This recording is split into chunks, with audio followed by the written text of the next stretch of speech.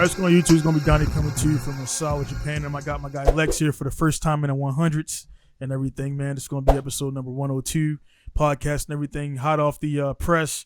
And, Lex just got off Saguna, not Saguna, I said Saguna, that's Sakuba and Laguna. We got to make, all right, dude. So I got to get some out there to make a Laguna Sakuba track on the PC shit and merge that shit together. Let's do it. Yeah. Definitely can do it, man.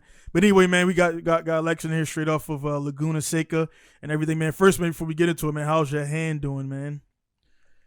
Yo, back. It might be a little too bright to see, but dude, man. Hey, man, everybody who watched that shit felt that because we have all done. Like, if anybody like, no, I never done it. Like, man, you okay. Like, everybody, you freshly weld some shit and then touch it right after you weld it. Like, what the fuck are you thinking about? It's like, yeah, man. So what was going on, man, with that and like, why was that even a thing, man, on an exhaust deal? So first, let me preface that I just beat COVID, right? Oh, no, so I was half dead here at the house for 3 weeks. Oh shit, man, I know that. That was my first day outside after the CDC got done calling me, telling me to stay in the house. That was literally my first day out. And one thing I didn't take into account was the amount of fatigue that I would have since my body was at rest for so long. And I wasn't at that point. I'm good now. Like, I'm fine. Right. But at first, I couldn't do that. So I couldn't breathe that hard.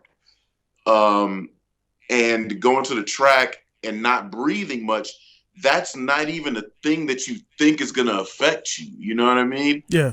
And as I said in the video, my thought processes, I noticed that they were off. So I was like, let me go home. But this is going to be my last session. Well, that's what you got to see. And I kept it in there. I was so glad that the camera was rolling because I catch a mechanical flag, which initially I've never dealt with sound restrictions. Yeah. Every track here, I've either been quieter than, or if I'm louder than, they don't really care. And Laguna, they're on it. They'll kick you out for sound.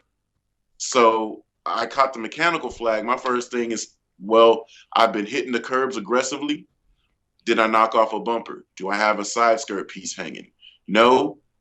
And then it was like my body, my brain, my eyes went to that exhaust and said, maybe the muffler's hanging out a little too far. So I went with the intention, because it's V-band. I have the regular muffler tip on it.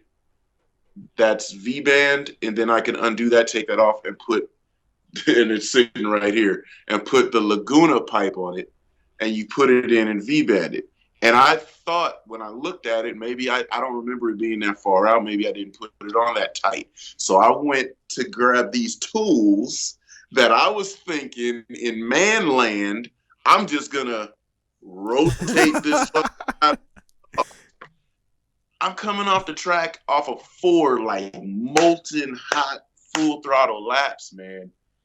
I didn't even think about the fact that this shit was going to burn me to death. So that was hilarious. It added the like proper amount of, if there are haters watching, everybody like, stupid ass, what is you doing? That opportunity to like catch me on a flaw. And it gives me something to laugh at like crazy, because that shit was, and man, it hurt. And I was still trying to go out and be aggressive with one hand. God, every time the sun came in the window and hit my hand, it's like it caught on fire again. Yeah. And for the guys who watch it, man, this is not the Gran Turismo or Forza or whatever footage. It's an actual real life, which again, man, this is like, we kind of go in a game. Like, honestly, if you was watching this, it kind of looks like GT6, GT whatever, GT Sport, my bad. I don't want to get people pissed off, but yeah, man, like, so I'm watching this in the background, man. So was this your first time at Laguna, or you've been there before? So this was second time at Laguna, first time on the track. Gotcha. How was the How was it? I mean, from all the years of laps and virtual and everything, man. How was it actual out there?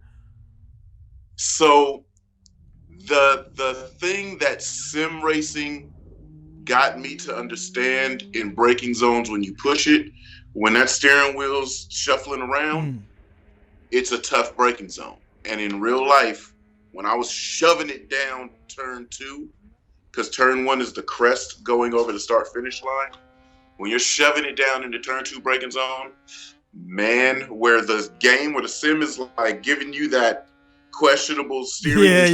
Yeah. Same. That shit is real. That shit is real. So right there, man.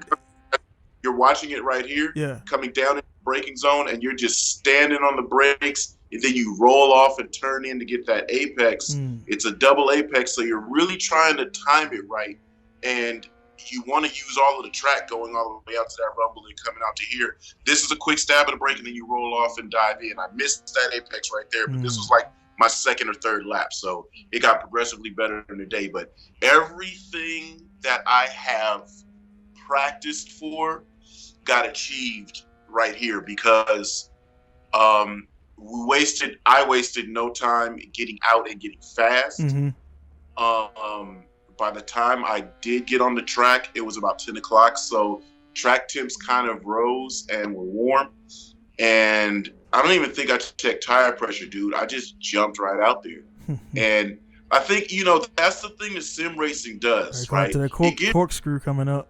This is actually my first time watching it too, because I was dealing with the twins all weekend, man. So look, corkscrew right here, to right there is 60 feet. Drop. Yep, straight down drop. You feel the at the end, you get the right here is 109 feet from the very top that you drop down to the bottom. Right there is 109 feet. So it kind of does not, the wide angle that games use and the wide angle that this GoPro is using, that's giving you the visual because they want you to have the most scenery that you're looking at. They don't do the justice of how steep the drop is. When I first went over it, I didn't have my mic in, so I didn't use that footage.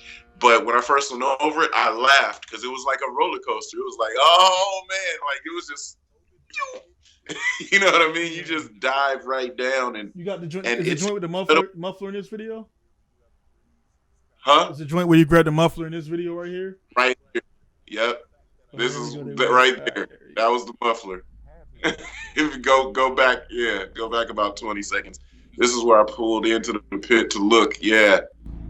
So I'm looking for hanging parts at this point. The main thing is something hanging. Did they see something? Because Laguna Seca or track days for grip, they're very sharp on that. Drifting, you could have hanging off. I'm gonna turn the audio up real quick, man, so they can hear it, man. Okay, yeah, go ahead. I'll die laughing when you was like. I was looking for something hanging. I was just like, what's going on? And then I just said, muffler. Is the muffler too far out now? Oh my God, it's hot. Dude, that shit right there, like, why would I do that? I don't see anything hanging off. I couldn't express how bad I was burning. When you was like, all right, I'm gonna roll back out. He was like, why did I do that with the exhaust? That was intensely stupid. That's that thing I'm saying about me not thinking properly. My hand is up. I was absolutely cussing up a storm. I couldn't believe I did that. I want to grab the muffler, my nigga. Holy smokes, my hand. Right there. Dude, my hand was on fire. I've never been burnt like that before. That shit with you was like, man, I made a bad. You was like, you made a bad choice, a bad decision. I was dying laughing. I got a mechanical. Oh my gosh, yeah, it was. That was a tough one. I've never been burnt like that before, and all I kept thinking in my head was the Call of Duty. Like when you die in Call of Duty, mistakes were made. Yeah, yeah, man, that shit, man. Like, but it's crazy, man. Like, cause I don't know what it is, man. Like it's like it's almost always. I think when people do shit like that, it's like fatigue, like you said, just Like you've been in the shop, like I'll be in. It was every time I've always either touched or welded something, walked away, and came right back, knowing that shit. It's not glowing red hot, but it's still hot, and it's like it's 2, 3 in the morning and shit, and you just grab it to pick it up and install. Like, oh fuck, that shit. You know what I mean? Yeah. You gotta cool that shit off, man. We're men, yeah. so we're like, stuff's hot. Yeah. And we get hot potato. Yeah. And I think it's just a man thing where we're like, we know it's hot, but how hot is it really? You know what I mean? And we think we're gonna handle it because it's not like we fully ignore the fact that it's hot and we know it's hot. It's just the how hot is it really factor, and we go try to handle that shit, and we see how hot it really is, boy. Yeah, man. I can see. Yeah. What was your left hand or right hand? My left hand. Yeah. And right where the steering wheel sits, sun. right in my hand, too. Yeah. Yeah, I can see the sun right there. Right there. Yeah, I guess you put it down on your leg and shit, and then like it's like that sun, because every time you get burnt. And, get it out yes, I was trying to get it. Yeah, there's so much stuff going on in this clip that you like. So now we can talk about it. Yeah. Yes, I was trying to hide my hand in the shade, and because anytime right there, yeah, I could instantly feel my hand catch on fire again. And it's like the whole time I was driving, I would put it down like on my leg or pull it off the wheel and put it up by the A-pillar. It was crazy, man. And doing that while trying to go fast, like trying to go really fast. I was trying to go like flat out, dude. So what was the marshal sent to you right here? So the first one, when I came out, I asked him because I saw the flag. I said, "Hey, dude, did they get me for something? I didn't see anything hanging off the car." He said, "No, you're good. Go on out." So when I came back in because I got flagged again, I pulled up and he said, "Yo, my bad. That flag was for you."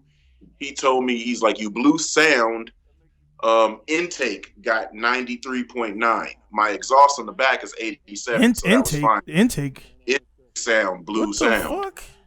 So intake. What's around Laguna, man, that makes them so Nazi and shit, man, Nazi or whatever. People, houses around there. Yeah, wineries, farmlands, real rich people, man. Laguna Seca is right in the smack dab middle. Now, there are hills on either side, but I guess back in the 80s and 90s, somebody was sitting out there on their back patio, back porch, having a sip of wine and could just hear enough race car activity and was like, "Nope, F that."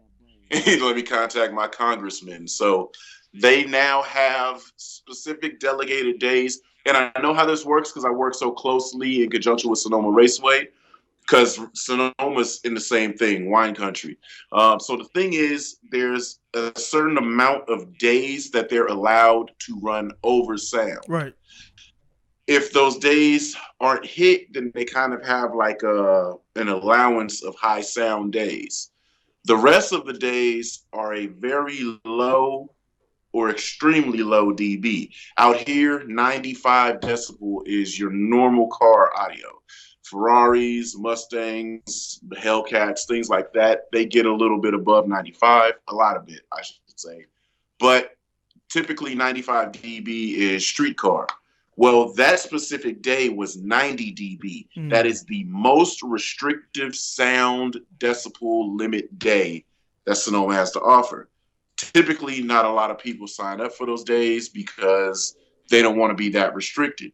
You should see the high dB days. Yeah. The premium cost for the track day goes through the roof. Yeah. Because dudes they want that track day. They want the high dB. Right, because you got to look at restrictions and everything. And, like, you know what I mean? You're not getting your best time if you got something restricting your sound restriction is, you know, air restriction and everything, man.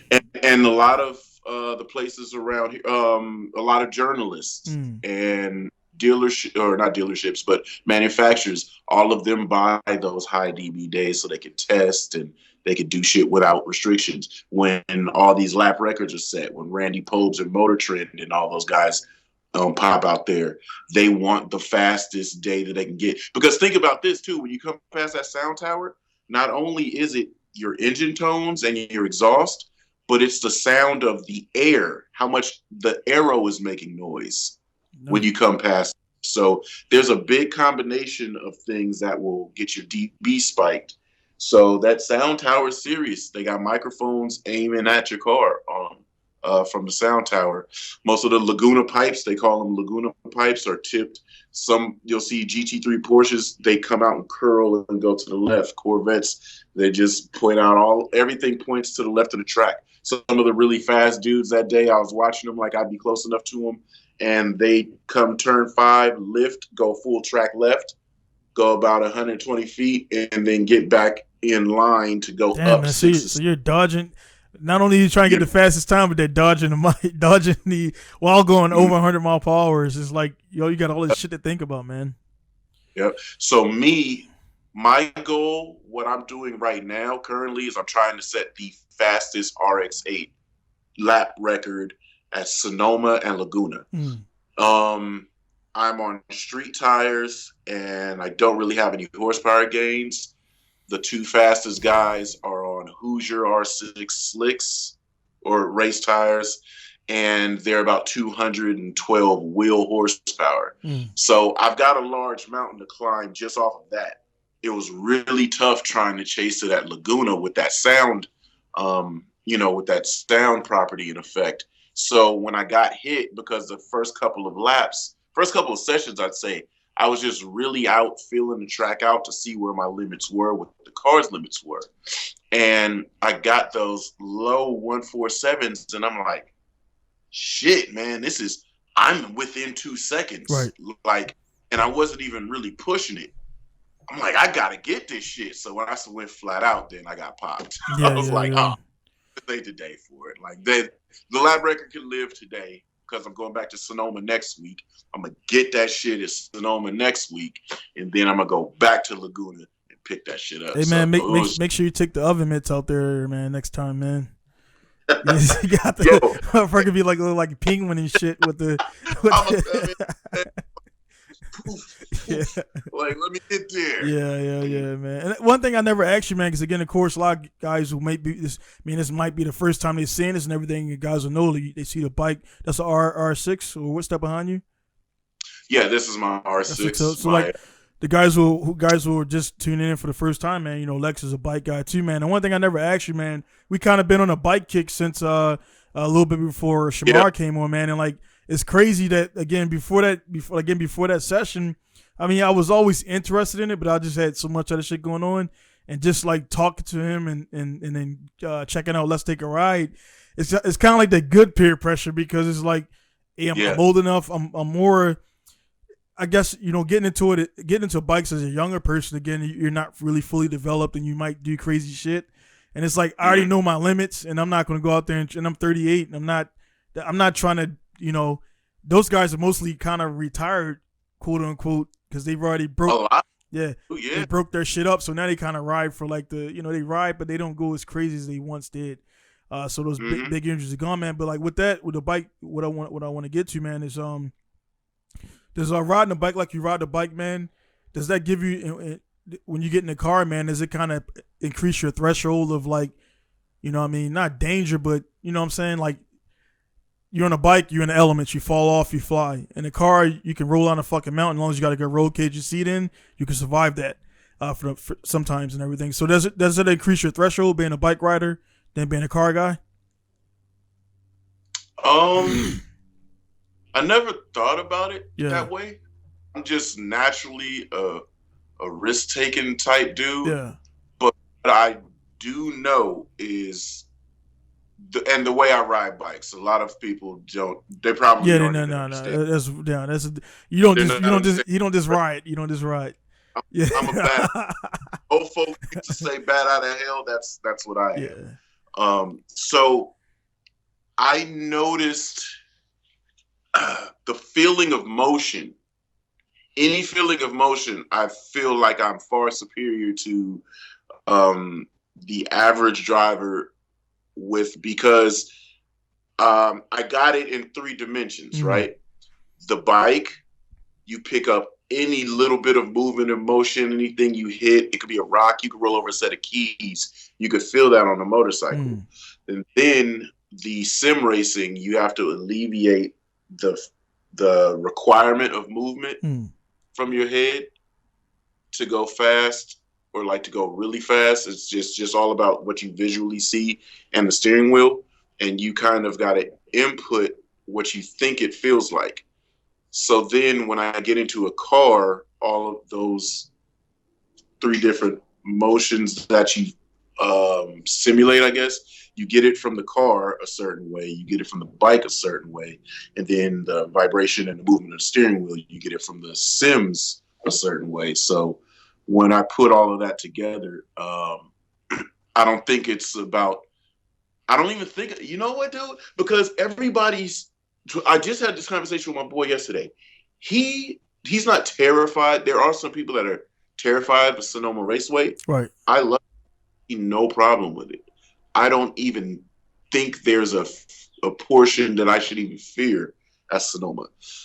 Laguna, because of the speeds in certain areas that you're cresting and shit like that, and walls are right there. Right. I think that would probably be the most concerning track. But again, I still don't even feel a concern of terror or fear there. So I might just be an adrenaline junkie, or I just really am all about, I don't know, everything that's like sketchy. But yeah, dude, like I it was raining this morning. I went and rode my bike this morning in the rain, and it's got race tires on it. This is a race bike. It's a track bike. But I just, hey, if the cops can't catch me, they can't say nothing about it. Yeah. So, I just take into account the situation. Like this morning, I'm riding, it's raining. Well, I'm not gonna lean hella deep in a lane of turns. Doesn't mean I'm gonna go slow. I'm just not going to lean deep. I'm going to lean it enough that I feel is good, and then hang my body off the rest to make the turn, So it's things like that. Like I'll be like, oh, this is what the situation is. This is the level that I'm willing to go until I can find that I can go faster. And that's with bike and car. Yeah, man. The reason I asked that, man, is because I just, again, man, I've always been around, you virtually by the Skype and everything, so I always knew the bikes always knew I was there. But again, YouTube is vast, man, because YouTube is like, the shit is waiting for you to search for what is out there. Because I didn't know it was that much. I didn't know it was that much bike content. So I got on Brap channel, then I got on Boogie channel, then I got on Mr. Business channel, which I knew about Mr. Business, but then and Mr. Business, man, I hit him up. I know he's a busy guy just like me. Definitely want to talk to him, man, because his editing, man, and his shit is just ridiculous, man. The Reebok joint you just saw, the William with Grape, and it's just cool how he's just like, he's pulling all the guys that put that work in, and he's pulling them all into that. It's just good. I can see good shit coming out of that, man. Charm City did was try to emulate Mr. Business's filming style. They wanted that style. Yeah. They watched his shit. Yeah, he put up on set just to kick it with the guys, hang out with Shamar.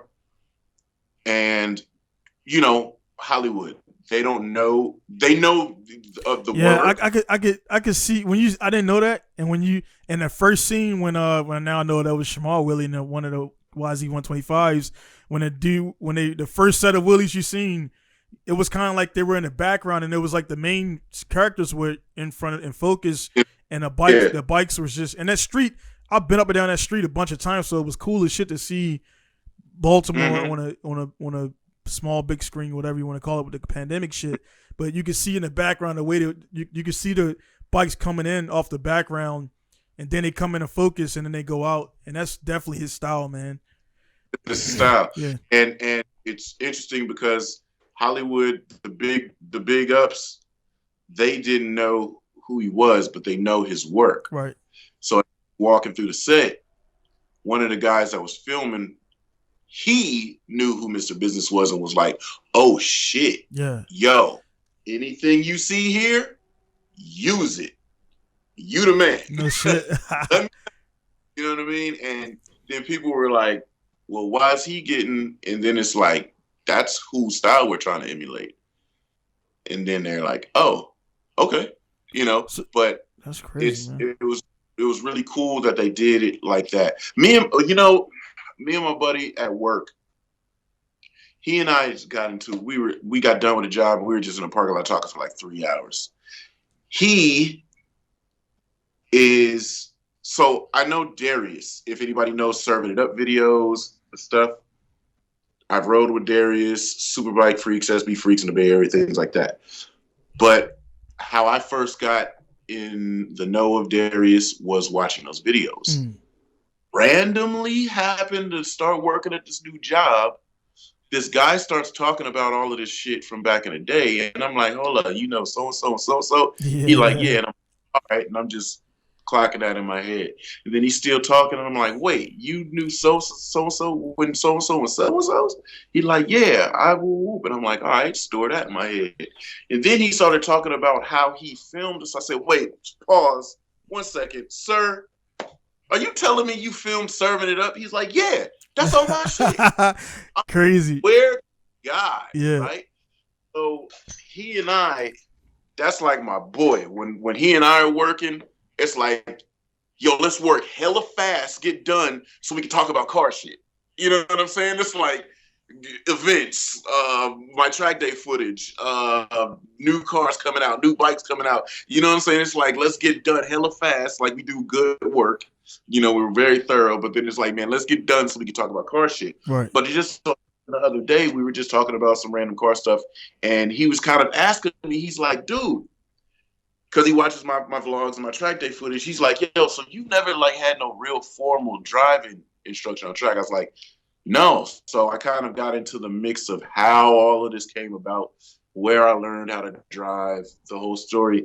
And he's sitting back and he's like, bro, he was like, you've really lived this like automotive street racer car boy scene your whole life. Yeah. I'm like, look, where to God? I was like, from 13 years old, my life, this has been it. When I grew up and got a little older, my dad said, hey, I got this house out here. Y'all want to stay here? Cool. Do your thing. We had the house where all of you would come around the corner and all of the cars would be filling the block. We had the racer's house. We would go out street races specific times, doing specific things, specific places. So I'm telling him the story, and he was like, yo, that's a movie. Yeah. He's like, it's literally a movie. Already written. Yeah, it's like it's already written. And the funny thing is because he used to film all of that shit on high 8 cameras. And I was telling him when we started, I told him, dude, you're the reason why we started filming everything. I was working at Circuit City. I was like, oh, I can get a Circuit City credit card? They're like, yeah. I said, give me that card. Give me this camera. I just bought hella cameras, and me and my brother was just on Sony's filming everything. And I was like, I still have these high 8s. I was like, a lot of shit I put on YouTube, a lot of shit I didn't. I still have on high 8 cassettes. And he's like, yo, you still got that? It was kind of like, yo, yeah, because I found some too. When you find those high 8s, you're like, oh shit, what's on there? But yeah, it's like we've got old freeway racing, toge, dyno sessions where me and my boy was trying to learn how to tune. We made more power. It was kind of unstable, but you know what I mean? Like all of these things like I experienced as a kid. And so as I was telling him about my driving, it's just like, no, I came in the raw. I had no idea how to do this shit, but I knew how to maneuver a car and how to handle a car. And then one of the things that like I just learned at Laguna is no matter how fast I am or think I am, I'm trying to be too smooth. And that comes from video games, because on video games, I feel like you could push so hard, you're either going to crash and reset it or not crash. It's going to work out good, right? But in real life, you take the properties of fast and put it together, but you're trying to be smooth. You're trying to be careful. A small part.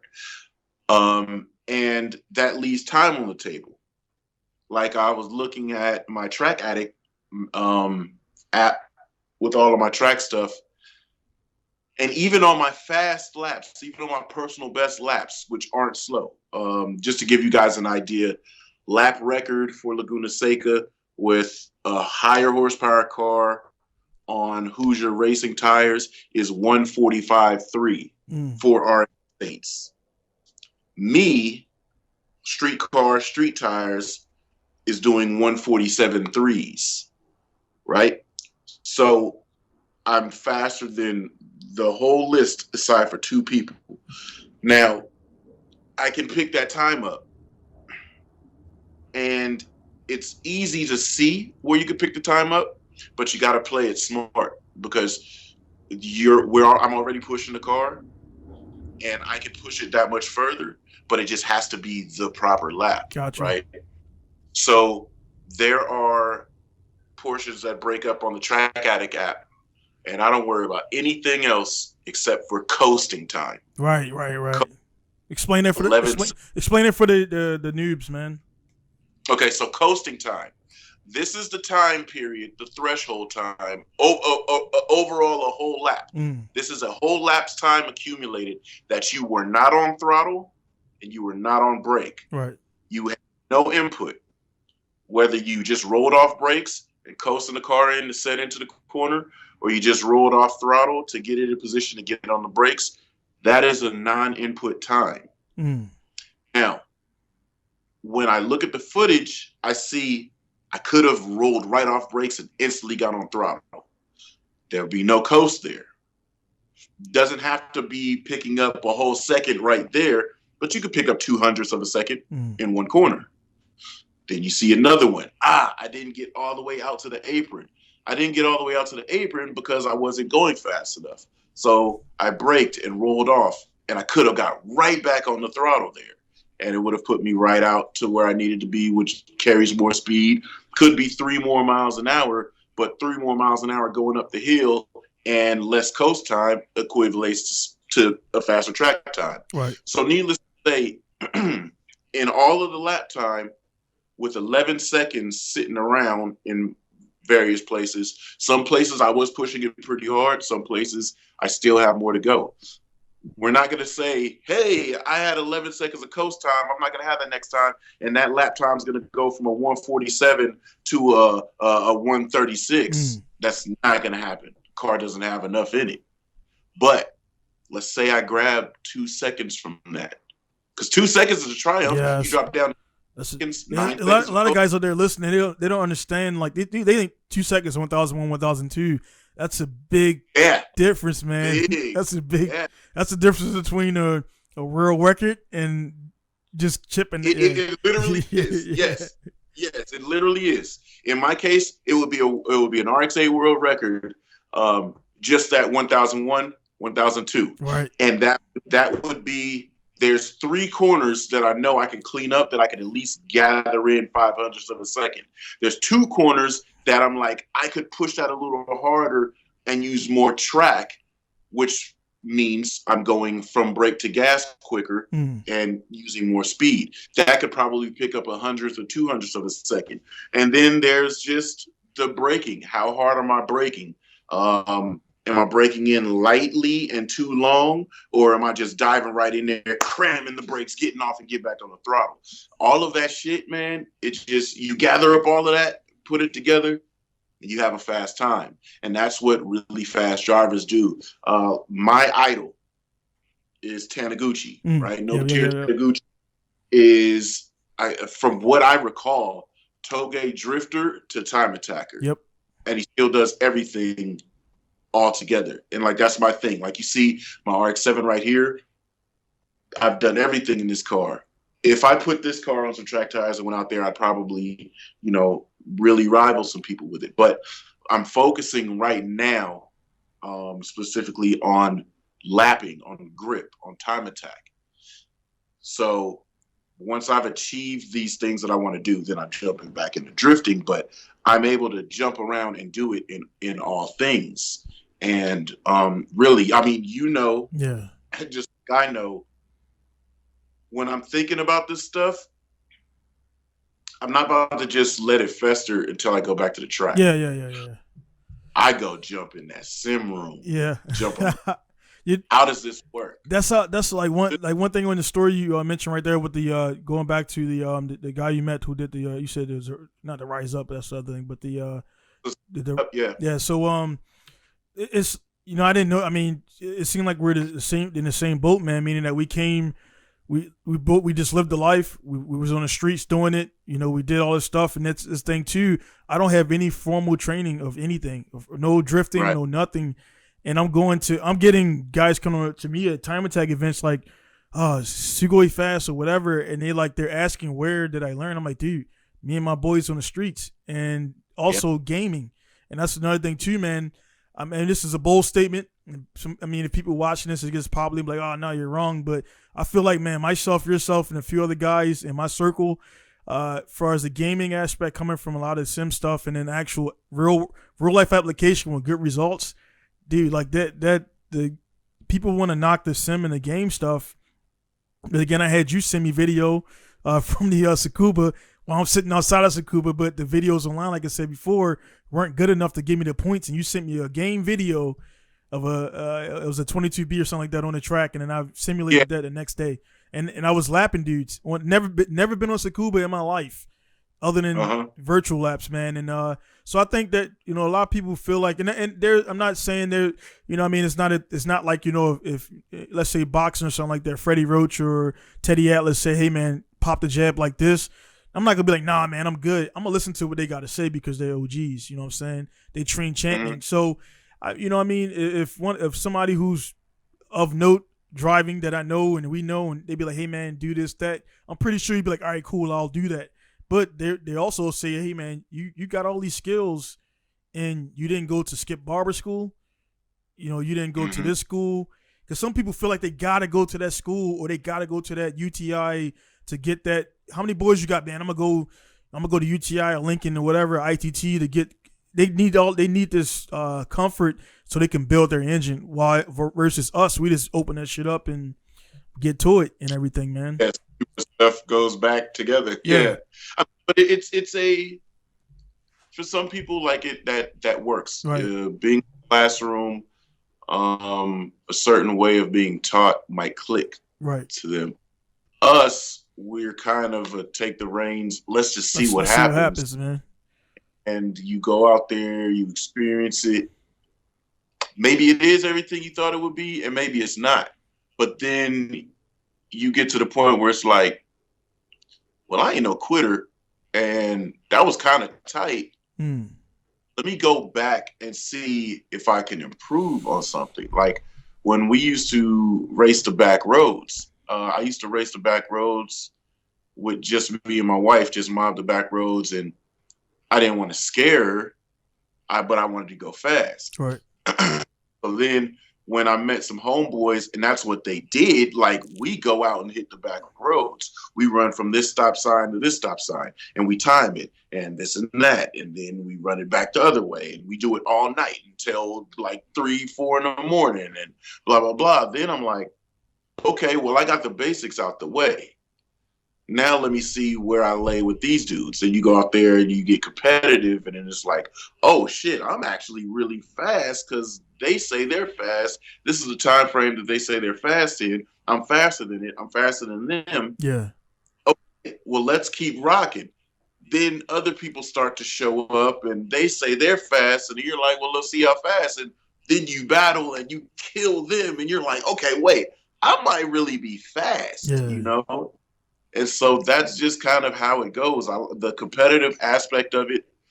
See, I got a homeboy that's an instructor at Speed SF, and his car is hella faster than mine. A little MRS that he stuffed a Lotus 2ZZ in it, and he's on race tires and developed suspension and aero package, brakes for this car, and it's just like really fast for a little tiny ass car. Yeah. Now, paper, 200 horsepower, 2,300 pounds.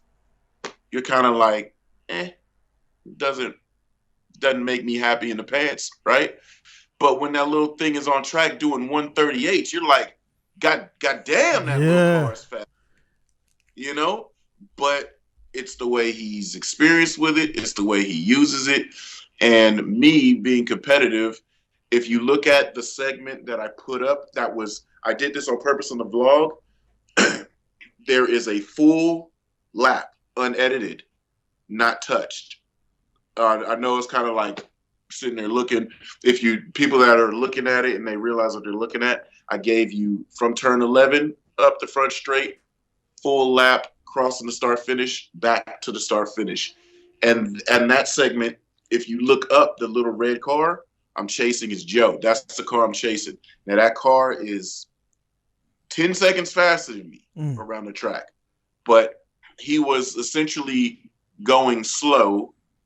But for me, for my car, how my car's set up, that's fast. And he's just showing me certain spots where he wants me to go.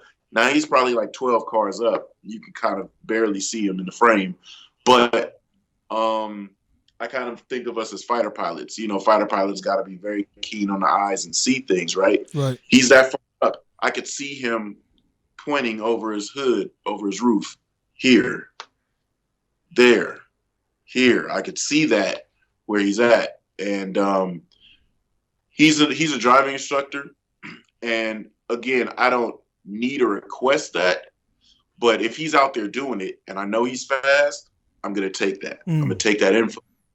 Because all that did was add to my speed, made me faster through the day. All that's going to do now that I had time to think about it. You know, when you have that downtime when you're thinking, that downtime is just as valuable when you're thinking in your thought process as being on the track. It's just as valuable as being on these sims. Yeah.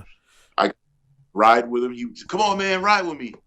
And since I roasted my fucking hand, I was like, all right, I ain't driving no more. And I jumped in the car. Sitting there and seeing how he crams down into braking zones, crams down on apexes. I said, dude, I see exactly where I can pick up at least a second. Because I don't drive that way. If we were racing and we were doing an endurance race, my thought process is to go fast, be light on equipment. A time attack dude is like, I'm whooping the shit out of this. They have different mindset. Yeah. It's like so time attack dudes are that strictly. They're more like, for the people who don't know, they're more like sprinters, and then the endurance guys are more like you watch Olympics and they fucking running around. And you're like, man, what the fuck are they even doing? It's like they're doing that shit. You know, it's like the person that looks like they're gonna lose, they come back. They conserve that energy, then they pop back from the back of the pack, and they're winning and everything, man. Yeah, they're not concerned with nothing but that overall lap time. Right. They're not concerned like sprinters. They're not concerned with that A to B. Yeah. I got to get it. An endurance racer or, marathonist, they're like, I got this long to go. I'm going to conserve my energy for this long. If I'm in this position when I get to this point, and I know I still got it in me, now I'm having a better output. I'm gonna put a bigger output. Yeah, because it always be when you watch the shit. That's kind of some of the bad analogy because the Olympic guys. I mean, they don't pit and shit, but they know when they start out. You always see the first 10 people right out the gate. They start sprinting, and then those guys almost never win. It's the dude it's the Kenyan all the way in the middle of the pack or the back. That wins and everything, and then in an endurance thing, for people who don't know, they're always weird when they watch the cars. Like, how the fuck did he win? But he crossed the line after the other person. It's not a point to point race. Their laps and they go off so the guy can be so damn fast and have mechanical issues, go in the pits, come out, and the team can still win because they're ahead on overall, like you said, overall lap times and everything. It took me a while to figure that shit. I'm like, how the fuck did he? How's he going to win? And I didn't understand it for a little bit. So I got, okay. It's not the lap per se. It's the time overall. Time frame overall, and how many crossed that line. Right. And so what I did is I took a 190 horsepower car and 2,600 pounds, same as my RX-8, same tire. Running 138s, and then you kind of figure in the the gaming courage. I like to call it that gaming courage. Put around 2 seconds on that. You know what I'm saying? Because it's like, nah, dog. Yeah, you talking about the super late braking technique and shit. Like, yeah. So I mean, I figure it's like cleaning it all the way up, running it as hard as I possibly can, braking as late as I possibly can. Like I just ordered these brake pads that are supposed to be the shit. They finally came, and it's going to be. I know my braking. I want full brakes, full service brakes, because I'm gonna go in and I'm gonna brake as late as possible. And when I roll off of the brake, I'm getting right back on the gas, and I'm gonna see where that lands me.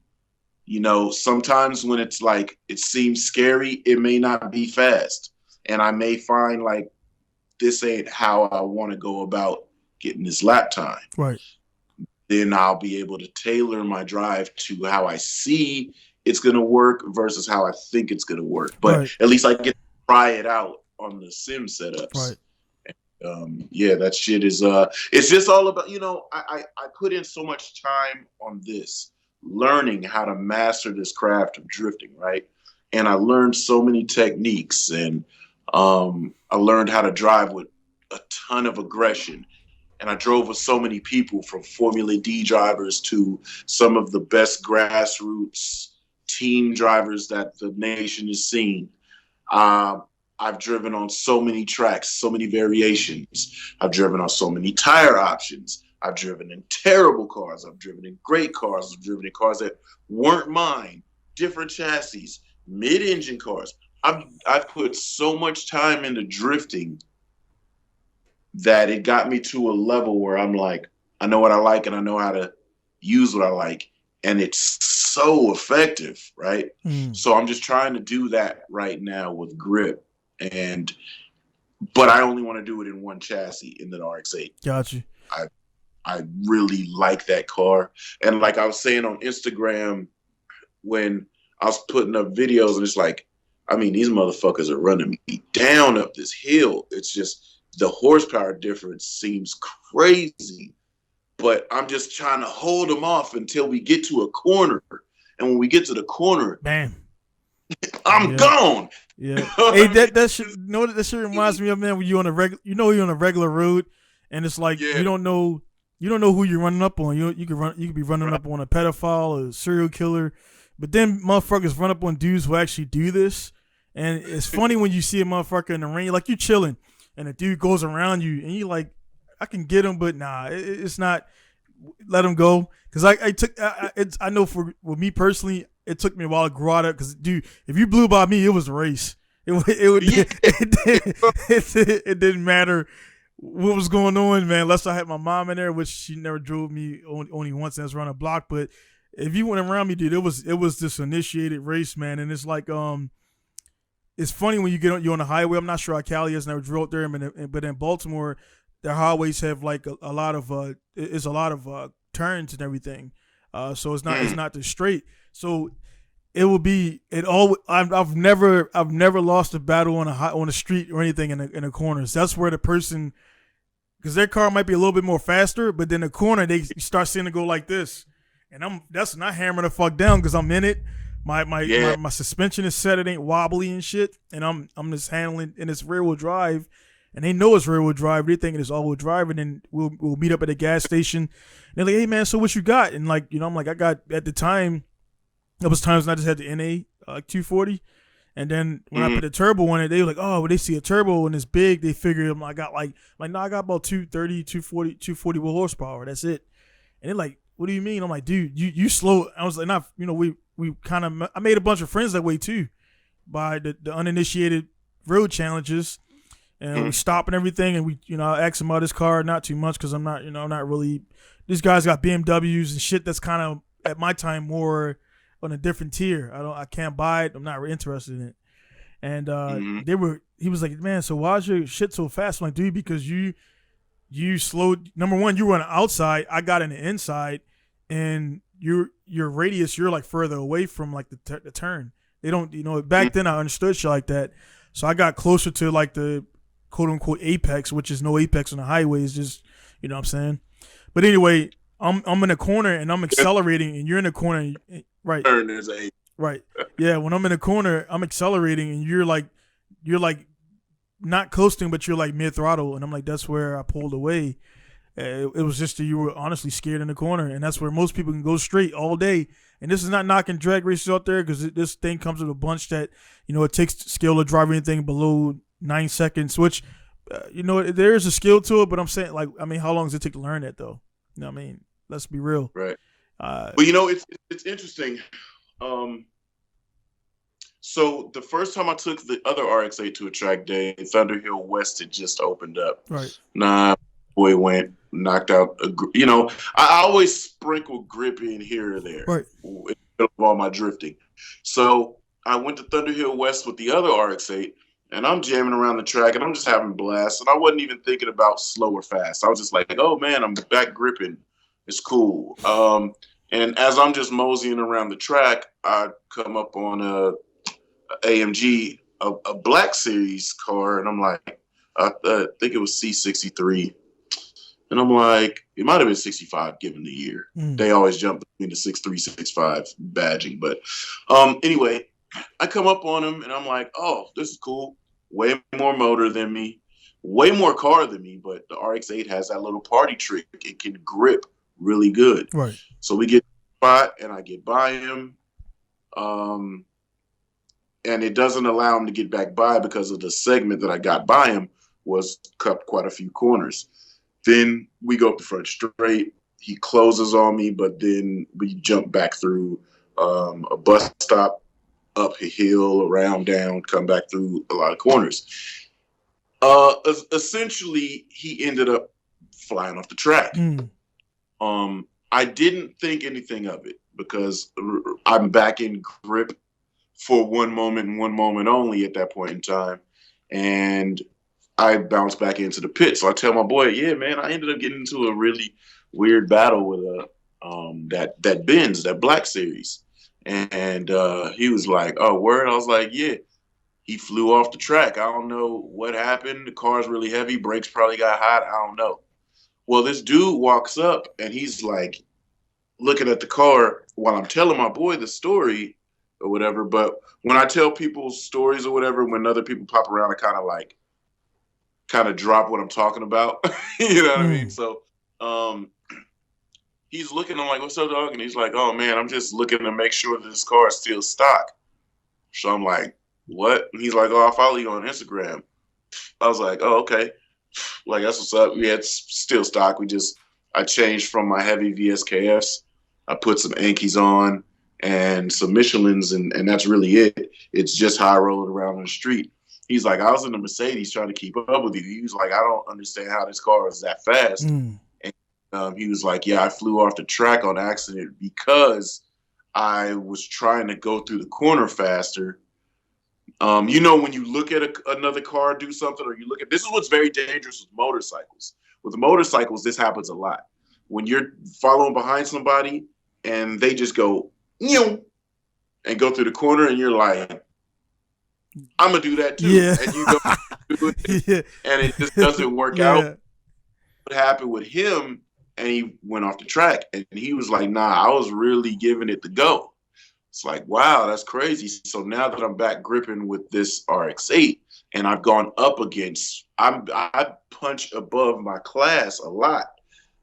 Getting battles with GT4, the Cayman Porsches, GT3 RSs, Corvettes, track prepped S2000s, M3s. I'm like really brawling with these cars, and I'm chilling in the pit between sessions, and the guy with the GT3 RS walks up, and I saw him on the track because I have my rear view camera and shit, and we were about to go into the pits, and I had moved over and let him by because the session was over, and then we all kind of went into the pits. Well, we're pit together. He walks up on me, and he's like, yo, is this thing stock? I'm like, yeah. He's like, he was like, my car's fast, and I know I'm not pushing it that hard. He's like, but I'm going pretty quick. And he's like, aside from the straightaways, every time we go into a corner, he said, it felt like you would get out on me.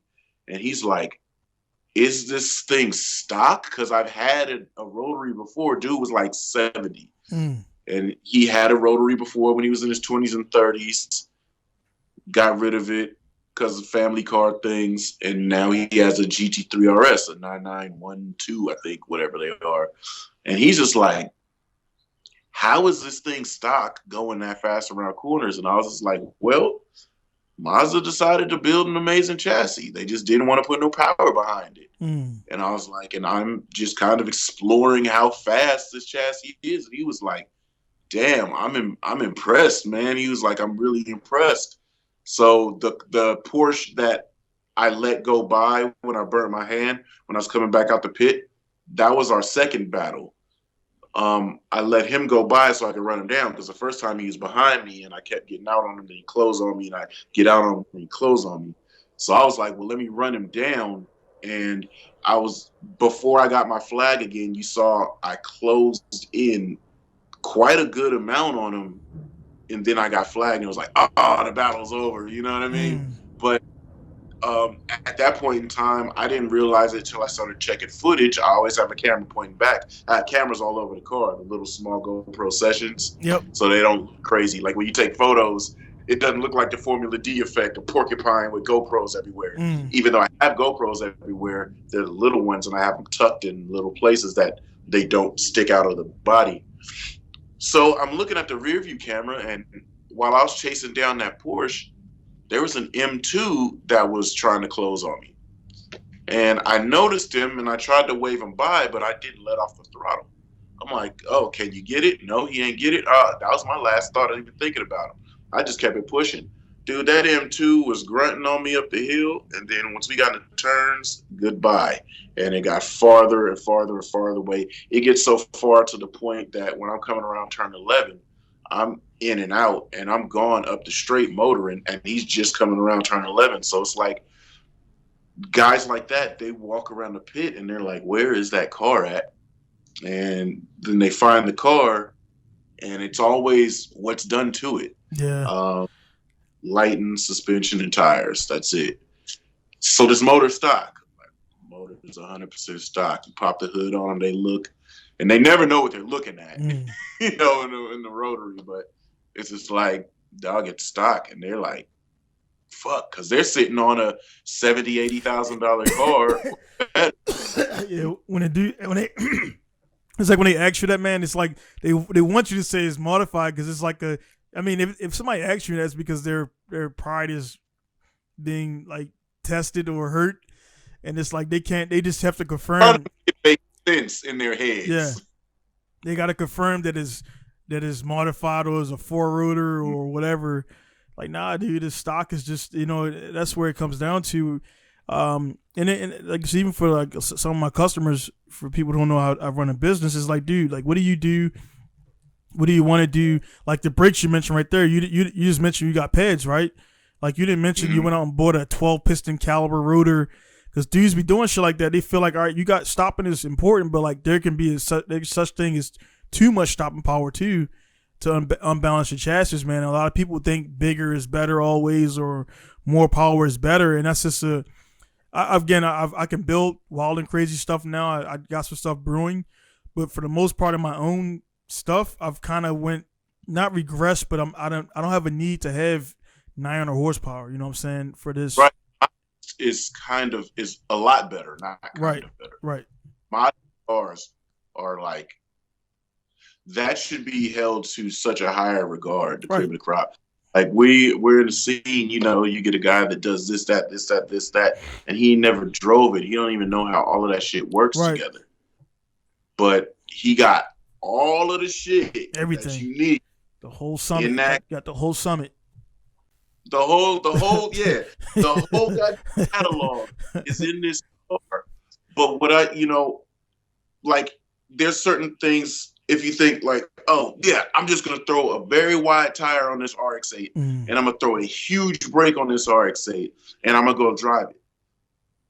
You can over tire the car. Yep. There's more rolling resistance is gonna happen. There's more weight on the bigger tire. There's more wind resistance because I like my cars to look flush and stanced.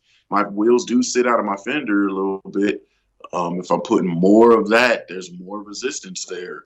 The brakes. Now, RX-8s come with a large diameter brake, which is crazy for a car that small to have that diameter of a brake. But the previous owner decided to do a stop tech setup.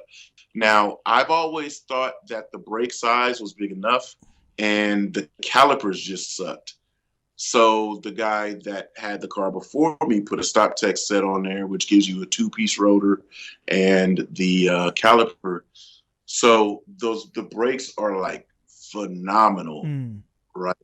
But it's these pads that he has on there, and I have the same pads on there now. I only got like 5 millimeters of meat on them, right? So I don't romp on them because the thing that's dangerous about having a very thin pad, like these pads are thick as hell. Now that I see how thick these pads are, makes it scary in hindsight how hard I've been driving that car, not having that much brake, because that means the pistons are out so far on those brakes. It's I could either be out of fluid, right, or there's many other variables. The travel is like the point of engagement of like your brain to your foot to your pedal to the actual actuating. And that's what a lot of guys do. They're like, why was my shit spongy? I'm like, dude, like I look, I'm like, it's because the fucking piston is relaxed back and they got to go all the way back out, then touch the. Yeah, man. So it's like, somebody could say, oh, well, just put a 275 on the front and a 295 on the rear. Dog, the car only has 153 pound-feet of torque. Like, how, you know what I mean? It's going to get to a point, how do I spin that? Yeah. I'm riding speed, and then I got more rolling resistance. I got more wind resistance. It's taking away from the power that it has. So, you kind of got to balance it out and be smart with track setups, And so when I was talking shit, like, damn, man, people are motoring me, and guys are like, well, just get a faster car or just turbo it. And I'm like, no, I could do all of those things, and y'all know it.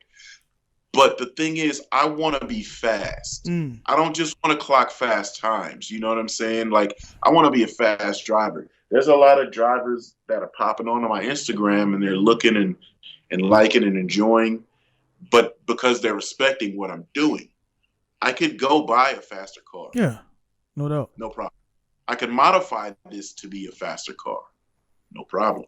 But I really want to be a driver. They don't get it, man. They don't. A lot of people don't get that aspect of like taking. I do. I know you get this feeling because again, when the guys come over you and ask you is it stock, they already know that right there is saying that's another word for that's translation.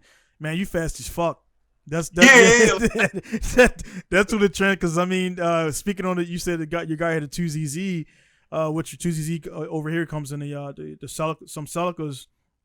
I have the 1ZZ in mine outside. It's turbo now, but I actually never took it to the track since I boosted it because I just didn't have time for it, and also I gotta change the oil pan. But I driven it stock 1ZZ bone stock. Only thing that was done to it was the suspension. That was it. Bone stock 1ZZ MRS. Took it to the track and it was just there was supercharged RSXs out there. There was boosted up Evo 4s out there. There was a Lotus Exige out there. All these cars that are a lot more powerful and cost more than the MRS that I had with peeling paint and everything. And so I'm lapping these dudes and I'm just going around them and everything. Then I started, like I told you before, they started like put on a hazard. So then I started doing like a little mini power slide session. Then they would come back and like towards the end of the day, I popped the hood and popped the trunk or whatever you want to call it. And they're like looking at it like, oh, Seagull, like stock. I'm like, yeah. And it just blew their, like a couple of guys walked away in anger because they just thought it was modified because they know who I am. As far as the engine swaps and everything. So they figure it was like maybe a 2ZZ or a 3S GTE swap or something like that. And I was like, nah, dude, bone stock 1ZZ with the 10W30 oil. It's, I think some of the dudes, like this one dude, I know why he walked over because as we went down the carousel, I saw him coming, so I'm like, I'm pushing it all the way. Right. Like, I'm not giving you a clear area to beat me inside on the carousel. Right. I'm pushing way up the hill. I'm braking very late, and I'm shooting through this carousel. But what I did is I shot all the way up the hill, and when I got on the brakes very aggressively, I dove in. And as I dove in, I blew the inner clip, but I didn't blow it by much. But because the car got sideways, it stopped gripping and got sideways. But I had already stood on it because I wanted to shoot down the hill. Shit started spinning. I left skid marks down the corkscrew in a drift. And him sitting back there, he's probably looking like, look at the power. There was no power. It was just I'm going over a light crest. And I stood on it and it fucking. And then also, I mean, we not even been on that track. You going out the course. You're going to the right. Your momentum is going like this way. Like it's going. Yeah. So like it's already light. It's already light in the rear already. Mm-hmm. You know what I mean? So what happened with the rest of the guy? What did he say? So he came over to look, and when he saw it was stock, it's just kind of like, you know? Yeah. And it's like the guy with the Porsche, he was a good conversation because he's like, I really enjoyed those cars. I enjoyed them. He said he had an FC. He had one of these when he was a younger man. And he said he's excited. He said he got it back in the day because it looked like a Porsche 928 944. Right. And which we all. That was the Supra, that car, and the Porsche, the MA70 in the States, and the JZA70 in it. They kind of all had that in a BMW, the V12 joint. Yeah, the M1, 1M. Yeah. Yep. And so he was like, I loved it. It was fun. It was fast. And he said, I'm interested. I'm happy to see what they've turned out to be. He said he's watched them from afar and saw them become non-turbo when they came to our RX-8s. And he just was like, I've always wondered how they performed. And now that I'm a Porsche guy, I've lived long enough. My kids are out the house. I bought this GT3 RS, and this is what I enjoy, but I understand how fun rotaries are. And he was like, and my thoughts over the years when the RX-8 didn't come turbo was how fast would it be? And he's like, and I'm glad to see this up close and personal, that it's very usable as a weapon on track, you know? And then he was like, but how's the maintenance, you know? And I'm like, dude, it's one or the other. You whoop the shit out of it, it lives great, or you baby petty, you pussyfoot on it and it may or may not blow up, right? You know? So he was just like, well, you seem to have it figured out. So he was like, good on you, man. And it's kind of like respect. Dudes will come and say, damn, I haven't seen a fast RX-8 before. And it's like, are you being sarcastic or, but when I go and review and look at their car on track, either I passed them or got really in the mix with them. And I was like, oh no, they're being real, RX-8s, I don't know, possibly don't be fast in their run groups. Yeah. I don't know. It all depends. You know what I'm saying? Sometimes this is a very iffy car. I like how polarizing it is. You can either come to the track and you're not gonna be fast, or you could come to the track and you're gonna be fast. And it's just like, shit, well, I've been to track day and I've seen these cars and they weren't this fast. And it's like,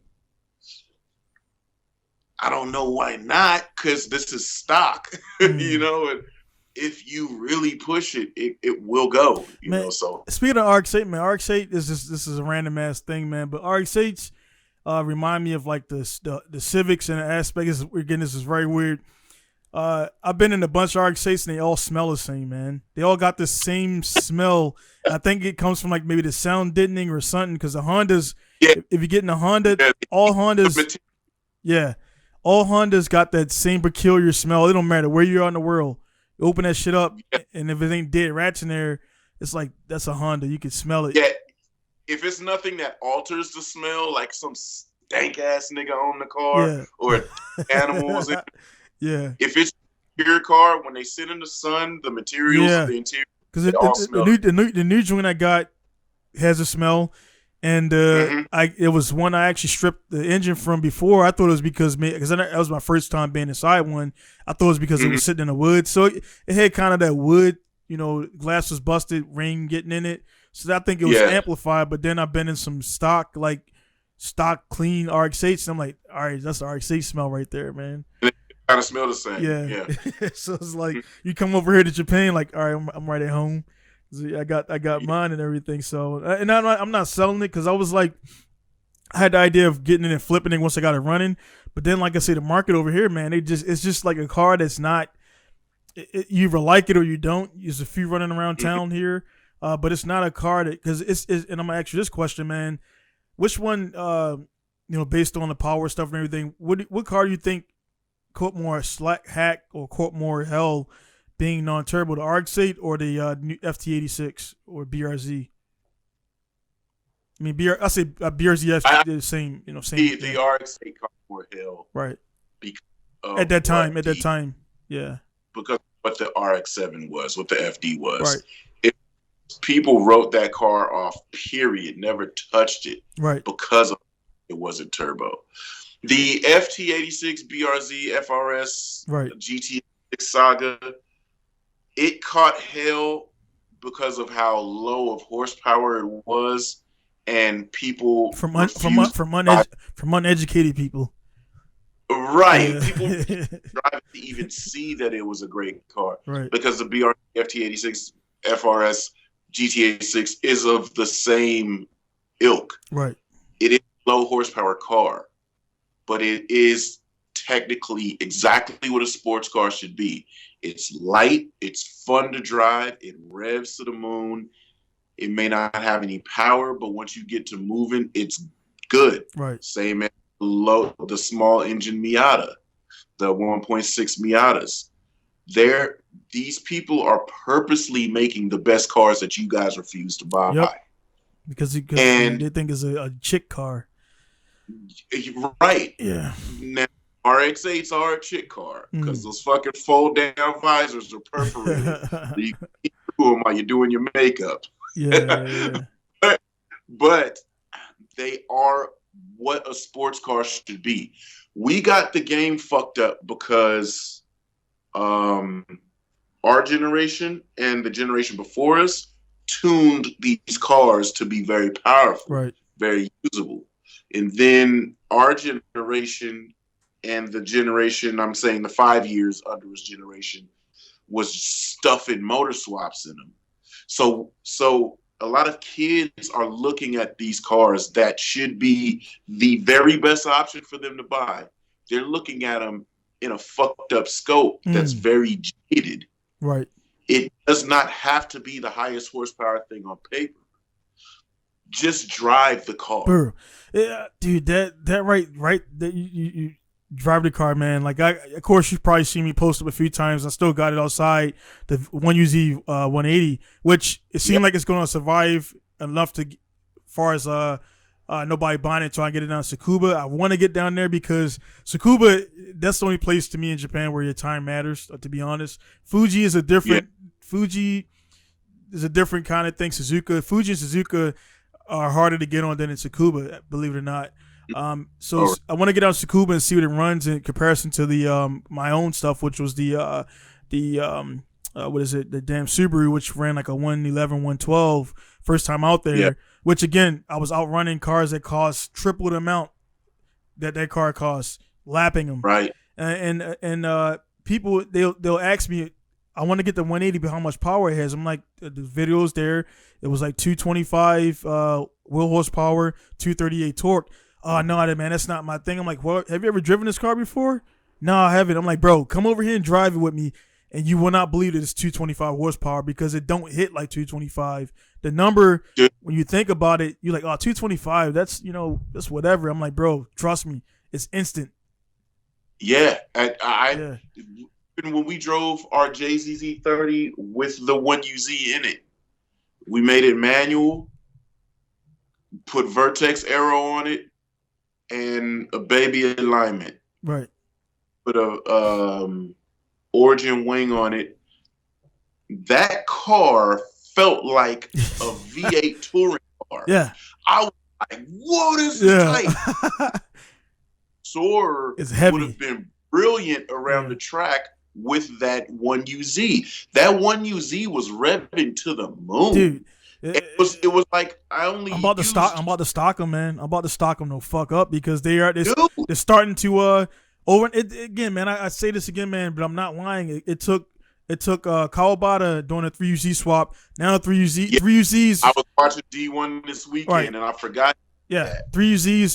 The 1UZ I got $500. Low mileage and everything. So now it took Kawabata, who was a more notable figure in Japan than I am. Let's be real. And he the 3UZ turbo, and then like overnight the prices went from like $1,500 to now 3UZs in Japan. It costs $3,000 now for a 3UZ. Wow. So it's like over that nobody really even cares. Yeah, about. because there's no. It's still an engine where it's people asking me to do the swap. I'm like, all right, well, we got to do because they want to manual it, of course. There's no manual option, so you gotta go to adapter kit. You gotta do this. So now break it down to them.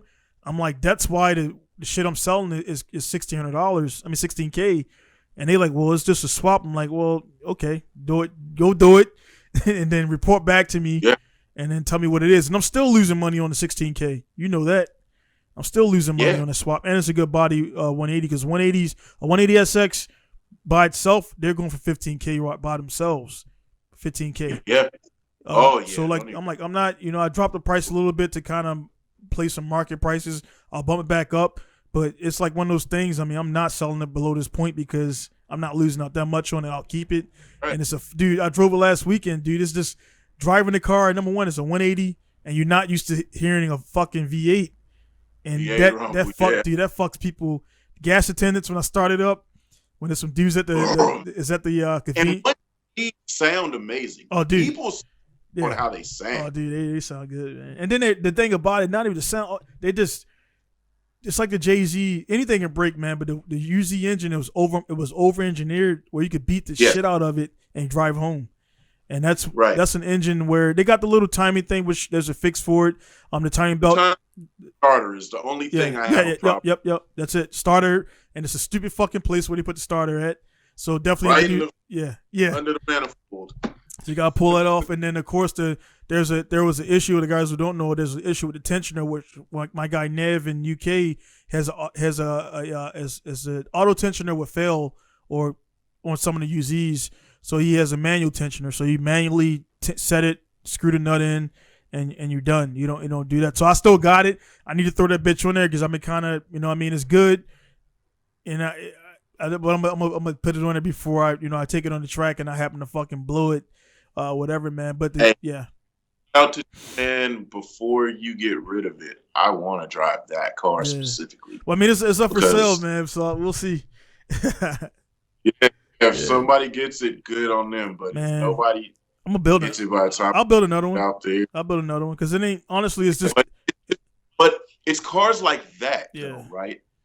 You took a good diehard chassis that everybody knows about, it was NASR, and put an amazing, brilliant motor that nobody thinks of. Nope. Makes it an amazing good it's car. Only one at the time is one of at the time of my swap, it was one of three in Japan. There was mine, there was another dude's, and there was Kawabata's. That was it. There was one of three. So now there's probably a few more now. There's probably a few more. Sitting in there. Yeah. Is amazing. Yeah, they hit me up for the Collins. I got the Collins kit on it. Not affiliated with Collins or whatever. That's a. Yeah. So that's on there. So guys hit me up like, hey man, you could just buy mine, but they want to get their own shit because they probably already got. Guarantee you, there's probably about 10 S chassis or whatever, the 1UZ sitting in it, just sitting in there. They figure out the mounts. but they don't have a transmission. I'm like, well, you got to take it back out because that shit has to go in all as one. It's just yeah. So it's a good thing, but kind of like, you know, making a long story short, the power is relative. Like, you know, people don't understand. Again, it's a V8, but they don't know it's all aluminum. So like I actually lost weight because the SR20 was heavier a little bit with the other stuff in there was heavier than a 1UZ or just as heavy. So it's crazy that you can add 4 cylinders and still be just a little bit more heavier, but the extra torque makes up for it and everything. And also it's just the dynamics of how you drive it and things like that. But yeah, that thing revs 8,000 RPMs. And yeah, they rev really good. Yeah. And I was, like I said, I was so impressed with that car's performance. Yeah. When I drove it around the track, and all we did was add an exhaust and a 5-speed transmission. That's the only thing that we did. Everything was very standard. Obviously, the flywheel was, when we got the Collins kit, the flywheel was different, so it might have been a lot lighter than what it was. And you had to double stack. When you got yours, you had to double stack the you got to stack everything up and all that stuff and get the longer ARP bolts and all that stuff. So I'm pretty sure we got the same kit. What transmission did you run? We ran an R154, okay. Or it wasn't a 51. Oh, okay, 151, yeah. Because I think we had got a 151 on accident when we were going for 454, and then whatever happened, somebody was just like, "Oh, we'll take care of it," and we ended up with a 154 in there, the actual 154, and it was just, dude, it was a good car to drive, man. It was torque was everywhere, and it revved everywhere, and it was just like fun. The chassis had a little weight to it, so it made it like really planted and firm. You dive into braking zones and stand on the brakes, and it was like, this is solid. And then you could take it from there and go clutch kick it and drift it, and it was like, this car is like the jam, man. It was like really good. But if you were to look at the car on paper, all of the nerds that just like specs, if you just looked at the car on paper, it is not desirable to drive. Right. The weight, the horsepower, the, you know, everything that you look at that would make tantalizing numbers, you just don't want to drive it, I guess, if you look at those numbers. Like, if you're to look at an RX-8, you're going to see, especially if you do a dyno, you're going to see 180 horsepower and 140-something pound-feet of torque at the wheels, and somebody's going to say, man, fuck no, I'm not driving that car. You know what I mean? But you could do everything in it. You can do drift, you could do grip, and you could do it good in that car. So, you know, it's just about go and drive it. It's the same story with the GT86. Go drive it. Yes, the horsepower is very low. Yep, I understand. And I agree that it's very low. Could it have been better? Yes, but I'm not going to argue that when you drive it and it's entirely fun. Yeah, so right now I just loaded up we were talking about it, I could have had it going. So this is the 1UZ joint I had from the I did a little video on that thing. Chasing somebody down and shit. So we got right here. So this, when I came off like right here, and I went over there. This is all these cats right there, man. They all like they were on the track. And then feels pretty good. It's I'm not out here, even though I got a drift stick on. Yeah, so they were like, because when I pulled up, they were like, "Well, the drift session's not right now." I'm like, "I'm not here to drift." So yeah, exactly. Oh man, yeah. I'm starting to resent that. Yeah. People thinking I'm not here to drift, buddy. I grip. Yeah. See if I can get a good. Can't really tell, but it's kind of small and everything. But that one right there. I don't know. It was one point where I was like, it's hard because they wouldn't stay like near me, and they would like go away, and then I would just like I would lap them, and then they would like stay behind me, and things like that. And yeah, it was just like it was weird. They just kept getting out of the way, man. I'm like, bro, I'm not gonna crash into you, man. Right. Yeah, right, dude. Come on, let's get door to door, get wheel to wheel. It'll be fine. Yeah. I can't find it, man. This is hard to find anything. But anyway, this is actually on my. I had my phone on. This was live. I did the whole thing live because I didn't, like I told you before, man. It's either I don't record or I just like back in the day. I know you were saying where you used to have all the cameras everywhere and like set them. Well, this is the GoPros is easy because you just clip them in and press the thing. It's easy as hell now. But back in the day, you had the high A camera, had to set up the mount and hit that button. All of them cut on. Yeah. So we got the so I'm just trying. All right, so I'm in it right now. Oh, there we go. There we go. All right, so here's the one I found it right here, man. So here's a Subaru, and it's like I had to like slow my pace down because he starts slowing down, so I didn't want to get up on him, and I was like, man, I don't know the guy, and so he's just like, nah, man, you can go ahead.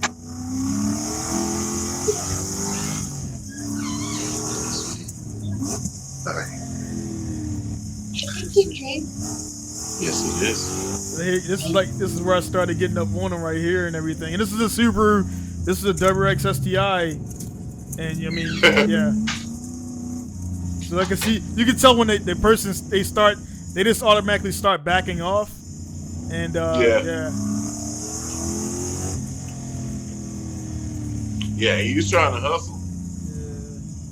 But see, you get to closing in, and if they look in their mirrors and they see that there is a level of intimidation, and I start drifting right there, and the sound too.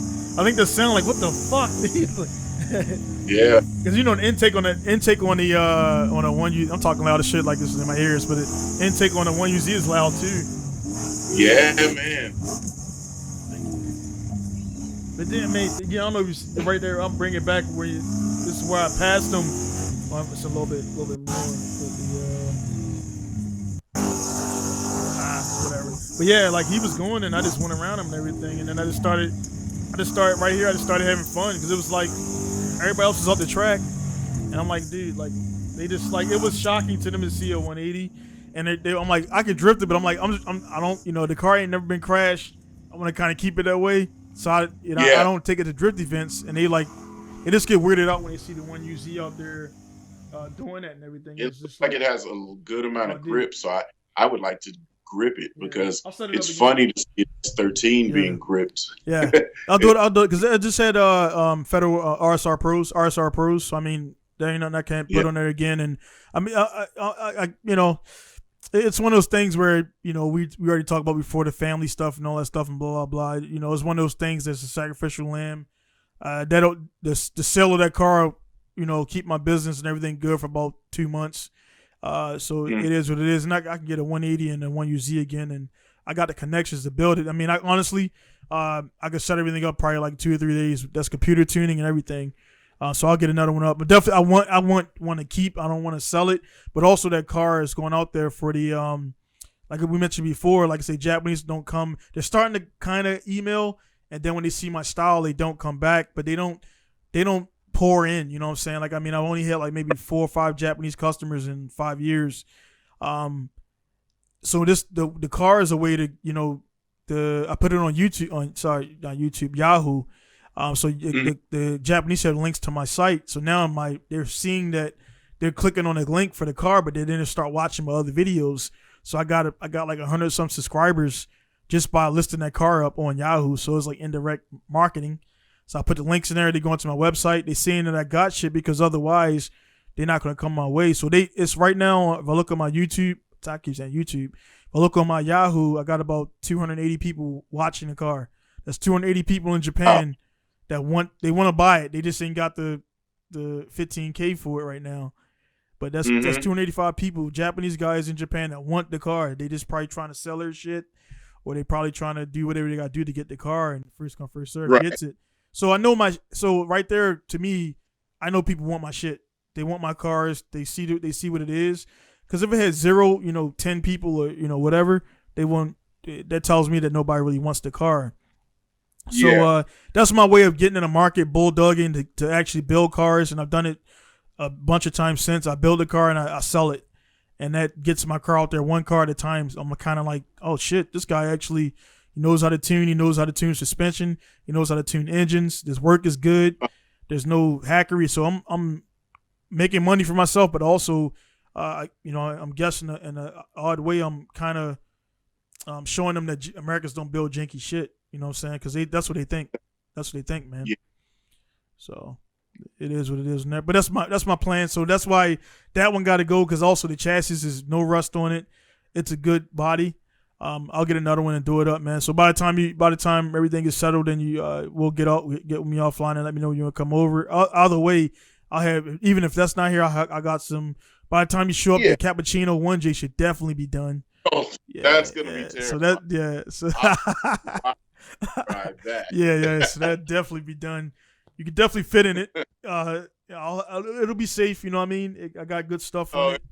So funny. Like I told my boy when we jumped in the car, I said, "Oh, you got two burly boys in this little MR2, like but driving like this and shit, man." We armed. You know what I'm saying? Oh, you get in first, and then I'll get in, so we can, you know what I'm saying, get the space that you're gonna take. But yeah, no, grip driving is,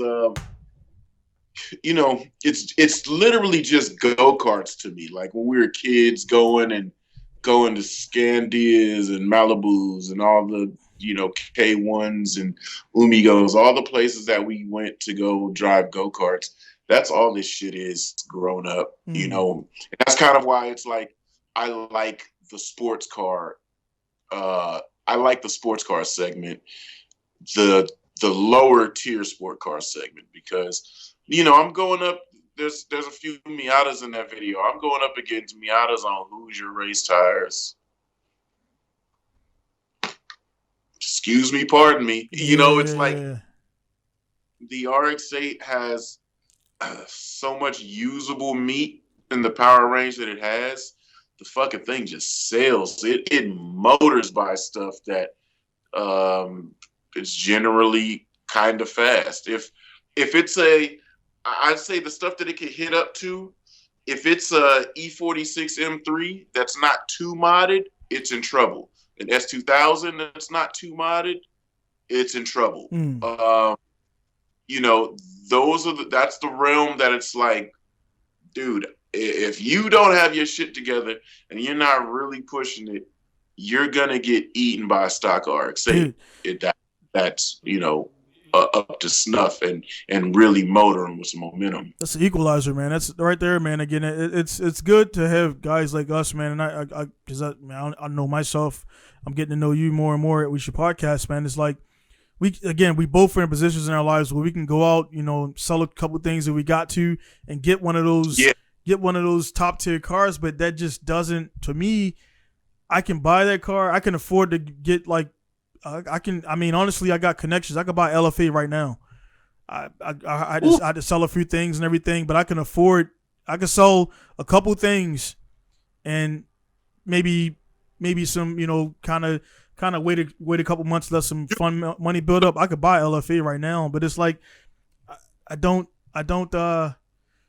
feel a need to get that. And and there's a whole bunch of other shit I can build and buy for that price too. You know what I'm saying? Like I told the guys, it's like, honestly, I'm driving this car because I want to. Right. I'm not afraid of being in the slow group. I'm not afraid of lining up in the slow line, but I'm in the fastest driving group of the track day. So where's the shame in that? Yeah. You're in the fastest group there, lining up in the slow line, but you're not going slow. Like, I don't have a problem with that, and I don't have a problem with lacking power. Like you're saying, like, yeah, I could do a lot of stuff. I have so much equity in this house. Right. I could refinance and have a humongous check in my pocket and go buy whatever the fuck I feel like buying. But the thing is, like, there's guys that I have on my social media that I follow, they're track day guys. And they all have McLarens and all these super fast, almost hypercars. They have other cars, but they refuse to drive those now because the McLaren is the clout car. Right.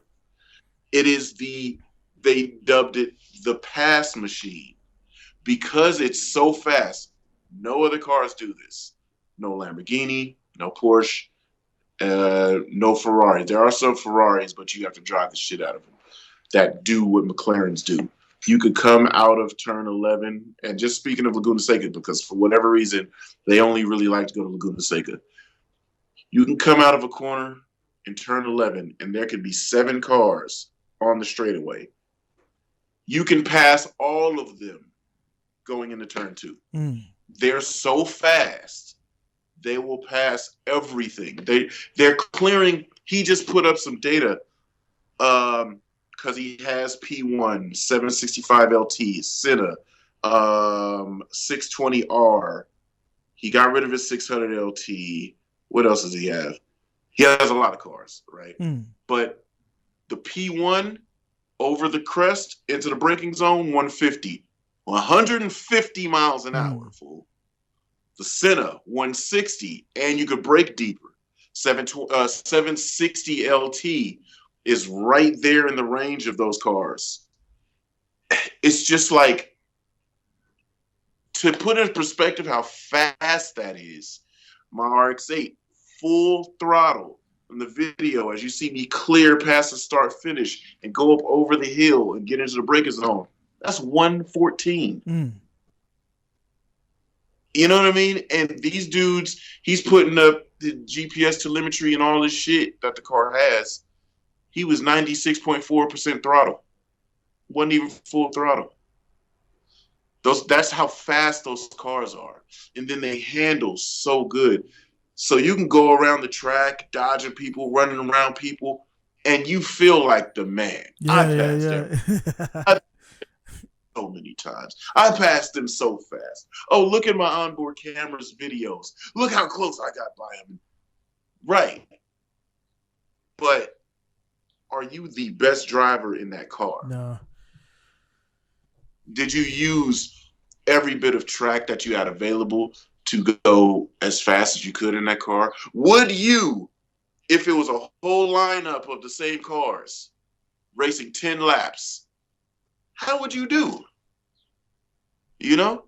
Like, I go out there in the RX-8 and I push it as if I'm in a race, and we do 20-minute sessions. That'll get me 10 to 11 laps.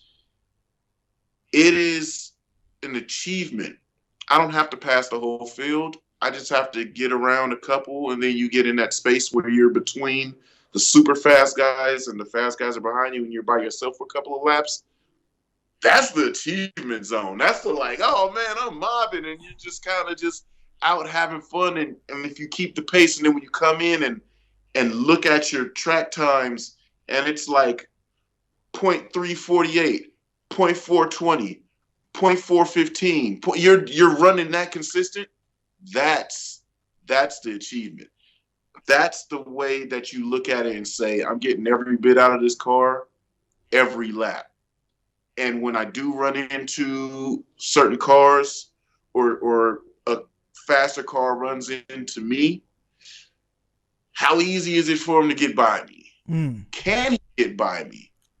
You know, like, same thing. When I run into somebody and it becomes a game of cat and mouse and you slow down just a little bit to make the situation safe, and then you choose, I want to pass now. And then it's like Initial D, like, when he chose to make the pass, and it's like the music hits and you're like, ooh, and you're just barely getting by him, and then he has to give it up. Yeah. Because it's like, by me, we're getting the brakes open. And you're like, yeah, I got that one. And it could be whatever, slow cars, you know, whatever, but it's just like you're getting the most out of your driving. Yeah. If I was spending whatever, $250,000, $3 million, $2 million on all of these specific cars, and every time I did a track day, my brakes were $7,000. Yeah, do I want to do that? Yeah, it's just with those cars, man. Like it's like the guys can afford it, and we don't, you know, people who watch and listen, man. We're not knocking these people. We respect the cars, but it's just far as our flavor of driving and what we like to do, we don't need that. Position in life. Right. the what you just mentioned, man, like, it's a lot of things. People just, it's a good analogy, man. Is, we just got finished watching the people who've seen it, the Jake Paul Askren thing, the fiasco, whatever, and what it comes down to, like, it's a good correlation, man. Ben Askren, people who do know Ben Askren, he's a Olympian level wrestler and does all this stuff, man. But he wasn't known for his hands. Jake Paul is a YouTuber who spent 3 years training his hands. So as obnoxious and annoying as he may appear to be, the dude is actually training. So it doesn't matter, right? And as bad as a fighter he actually is, yeah, the people he's standing across are not when he hit, they fall, right. And they're not right. So they're not on this level. So, like, of course, if Jake Paul jumps in there with Anthony Joshua, different story. If Jake Paul jumps in there with Anthony Ruiz, who's overweight but still different story, Ruiz would knock him out. His videos though, yeah. See, so that's he's well, that's another thing, man. He's regained and he learned from his loss and everything. He's coming back, so happy for Ruiz, man. But that was But what I'm saying is, like, a lot of these guys, man, when they get in these cars, man, they just thinking, I'm in this car, it's gonna do what I paid for. So they thinking like that is a bad thing. You're thinking about apex, braking zone, next clipping point. If I get on the right side of him, the next turn he has to stop or go off the fucking track, jump the rumble strip. Yep. You know what I mean? You're thinking about that. He's thinking about next corner I'm going to mash down. Your mind is more superior at that time and point in that car, which makes his outperform. And that's what a lot of people don't realize. Now, if you put you in that same swap positions, he's nowhere fucking near you. He's nowhere near you in that power, that technology with your mind. That's what people are not getting, man. Like, you get a slow driver and a slow technical driver. Let's say a fast driver in a slow car is going to be fast. A fast driver in a fast car with more shit at his fingertips. And it's just how it works, man. So, right. You know what I mean? That's what a lot of people don't realize. And I mean, I understand what it is. It's just some people see what they see they see I could be faster than Stig, even though that thing is they might be, they might do multiple takes to get the fastest time on Top Gear. The Stig is still a fast driver, whoever it is. Still a fast dude. Yeah. Like Randy Popes. I could gloat that I have a faster lap time than Randy Popes, but that's, okay. Yeah. It is what it is. I got a faster lap time than Randy Popes on the RX-8. But when it comes to another track, or not another track, but just another car and whatever, I see where. So I know me, right? Right. And my boy always says, you live on the edge. You want to push shit so hard. I don't really. I feel like I only be 8/10. I don't be 10/10. Right. But I go out on the track. The very first session we go out on the track, I might lock in one of my fastest lap times of the day. He'd be like, why are you doing that the very first session? Work up to it and this and that. I don't see it that way because I see people like Taniguchi or Randy Popes and all these test drivers for the fastest times. They get out there and they knock it out in like 3 laps. Done. And that's my mindset. Get these tires warm. Hurry the fuck up so I can go fast. Yeah. And then the next go faster. Like, literally, no bullshit. My fastest lap time, one of the fastest lap times before I blew sound, came the 3rd lap of my second session. The first session was trash because I went out there behind hella people and I was basically held up a lot. But dude, literally the 3rd, if that'll show, There we go. That's the 3rd lap. That was the 3rd lap of my second session. Then I went out there where they wanted to put a transponder on me so I can get an official lap time. And then I went even faster. But it's like you knock out fast times quickly to kind of just get that out the way. Where do we stand? Okay, this is where we're at. Now, can we go faster? And how much faster can we get today? So, Randy Popes is that type of dude. Taniguchi is that type of dude. So, It's just kind of like the all-encompassing. Once I do get the lap time, I don't have to say I'm faster than Randy Popes in this car. Because if you look it up, you're going to see Randy Popes sets a lap time in an RX-8 and R3. And then it's like, oh, shit. Because I'm not on racing slicks. I'm not on Olin suspension. I don't have horsepower additions that are tuned to 212 at the wheels. I don't have all that. I have a street RX-8 with an exhaust on it. And if I get these lap times, you know what I'm saying? Yeah. And yeah, one day I might say, okay, I've had my fun with this RX-8. Let me get in something else that's a little bit faster. But I'm not stepping into anything that's going to be mega. Like, my thing is, hell, dude, there was only one new NSX I saw at the racetrack. That's the only one I've ever seen.